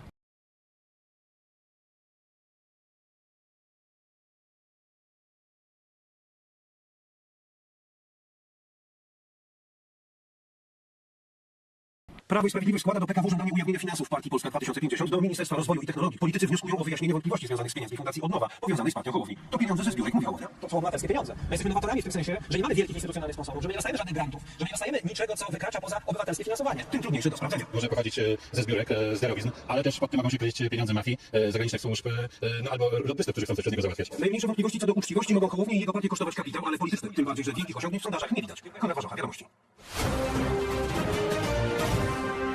Tegoroczne wakacje warto spędzić w Polsce. Tak oznamia potężna amerykańska stacja telewizyjna i podkreśla, że nasz kraj jest nie tylko piękny, ale i okazał ogromną solidarność Ukrainie. Dlatego m.in. w popandemicznej rzeczywistości warto okazać solidarność Polsce i na własne oczy zobaczyć nasz kraj. Tak tłumaczą to Amerykanie, a o szczegółach Magdalena Wierzchowska. Góry, morze, jeziora, lasy. Polska zachwyca.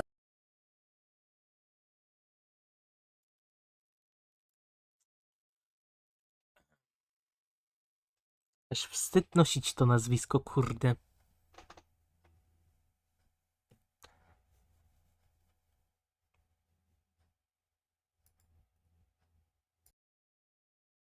Każdej strony. Mamy Ten polski koloryt doceniła amerykańska stacja CNN, która umieściła nasz kraj na pierwszym miejscu listy najlepszych kierunków turystycznych roku. Niezależnie od tego, czy masz ochotę na warszawski pałac, wypad do miasta takiego jak Kraków, Gdańsk, Wrocław czy Poznań, setki kilometrów od granicy z Ukrainą, czy też uciec od tego wszystkiego, również ogólnie jakiś Polska ma bardzo wiele zaangażowania.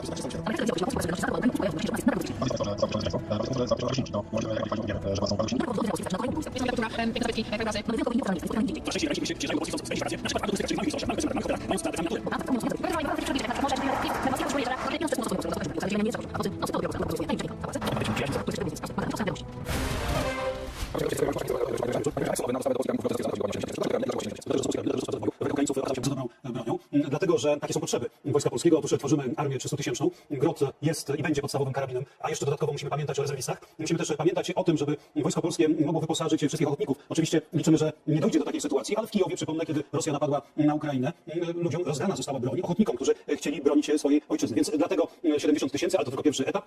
Również moce produkcyjne fabryki w Łuczniku jeszcze są ograniczone, ale będą większe. Także jeszcze w tym roku kolejna mowa. Czym dalsze nasze rozmowy, proszę Państwa, już na antenie TVP Info, a później o 20:30 zapraszam na premierowy odcinek Korony Królów, to o 20:30.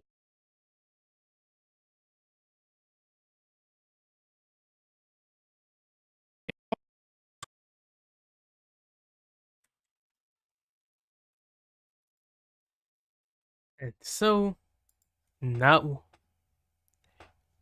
we are gonna experience the last second of this here in about 3 minutes. So now let's just play the final version of this thing, I guess, or this compilation of clips of wiadomości shitting on the opposition. Well, excluding the fact that they barely, if at all, tell anything, well, good that the opposition did, or the opposition back then. Oby Tusk nie doszedł do rządu, bo tak to zobaczy pani, że wszystko pozabierają. Polacy pamiętają podniesienie wieku emerytalnego. Świadczenia będą utrzymane, zapewnia obecny rząd. Seniorzy. Utrzymany zostanie też wiek emerytalny, zapewnia premier 10 lat po jego podniesieniu przez koalicję PO-PSL.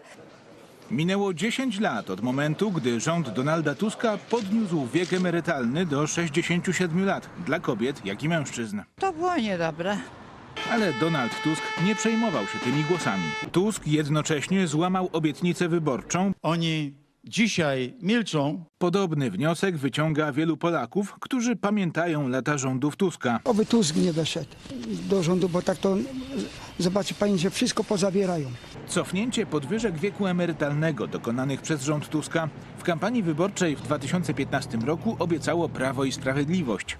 Kwintesencja tego, co nas różni od Platformy Obywatelskiej.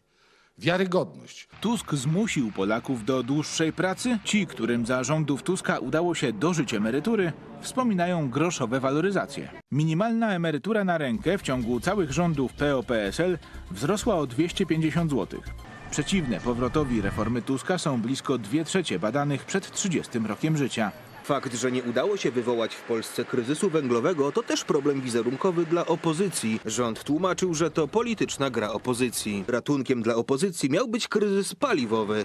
Naszym celem jest stabilność dostaw i stabilność cen paliw. Tak mówił dziś prezes PKN Orlen, odpowiadając na liczne ataki opozycji. W opozycji chodzi o to, żeby w kraju było jak najgorzej. W opozycji chodzi o to, żeby w kraju był chaos.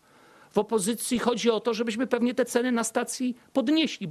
Gdyby Platforma Obywatelska przejęła władzę, podniesie wiek emerytalny. Donald Tusk już raz to zrobił. Stąd niezadowolenie z reformy rządu Tuska. Donald Tusk stara się przekonać do siebie młodych wyborców. Lider PO mentalnie tkwi w latach swoich rządów. Donald Tusk to jest taki polityk, który zupełnie nie przystaje do dzisiejszych realiów ekonomicznych. Wcześniej za rządów Platformy i PSL-u płacili wysoki podatek już od swojej pierwszej pracy. Pytanie o wiarygodność Tuska zadają w najnowszym spocie politycy obozu rządzącego. Oglądają Państwo główne wydanie wiadomości. Zobaczmy, co jeszcze przed nami. Kolejni europosłowie powiązani z unijną aferą. Prawo i Sprawiedliwość pyta, kto finansuje partię Hołowni. Belgijscy śledczy odkrywają nowe wątki unijno-katarskiej afery korupcyjnej. Na ich celowniku znaleźli się dwaj europosłowie frakcji socjalistów i demokratów. Państwowa Komisja Wyborcza odrzuciła sprawozdanie Polski 2050. Albo zarządza w taki sposób, że obchodzi prawo 5, i 4, lubię łamie. 3, 2, 1. Wesołego Nowego Roku. Or Happy New Year. Or at least, hopefully this year will be better than the last year. Hopefully.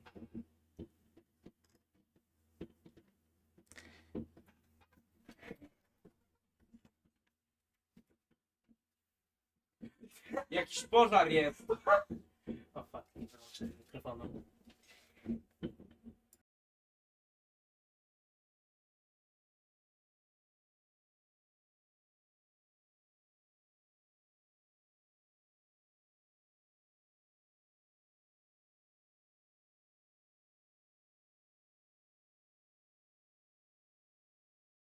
Meanwhile, in Poland, some guy, at least from what I own, the person beside me can see, it looks like someone is firing up fireworks from their balconies for whatever reason.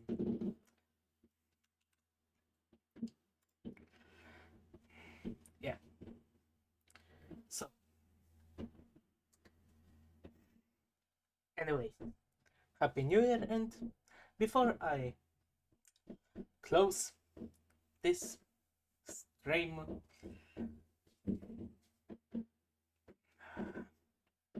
shut mouth. Yes, shut your mouth. Before I finally close this stream, maybe continue this stream for a bit.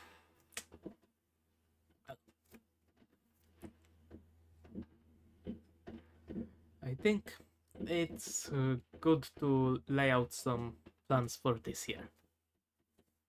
First off, less sitting at the computer and more going outside. That would be good. Yeah, I plan on going outside.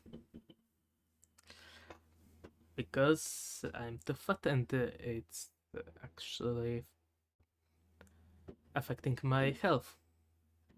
Not mental, but also physical. Secondly,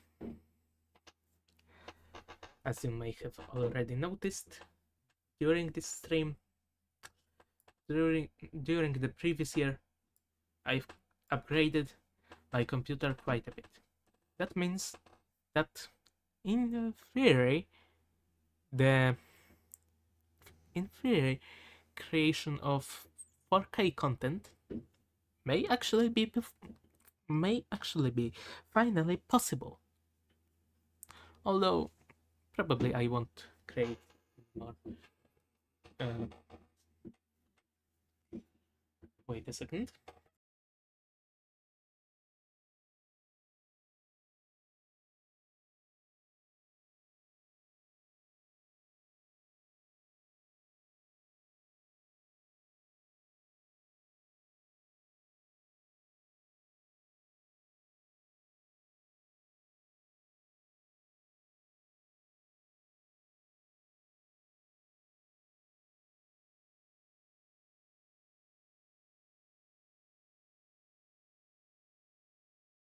Returning to the topic of this channel, well, except for the fact that someone presumably fired a flare or started a flare on their balcony once again, or so near the, so much near the, so near the balcony that it is, or inside the balcony, presumably, or the smoke is, well, close enough. So yeah, returning to the topic. I still plan on recording the email video, but maybe later, as doing videos out of pure spite is, well, something I don't want to do. Maybe I'll do finally some animations, or at least more drawings, once I finally get good enough at it. Maybe, yeah, I was planning on releasing the video basically a shortcut of all the unfinished or unedited clips that I've gathered up during this year.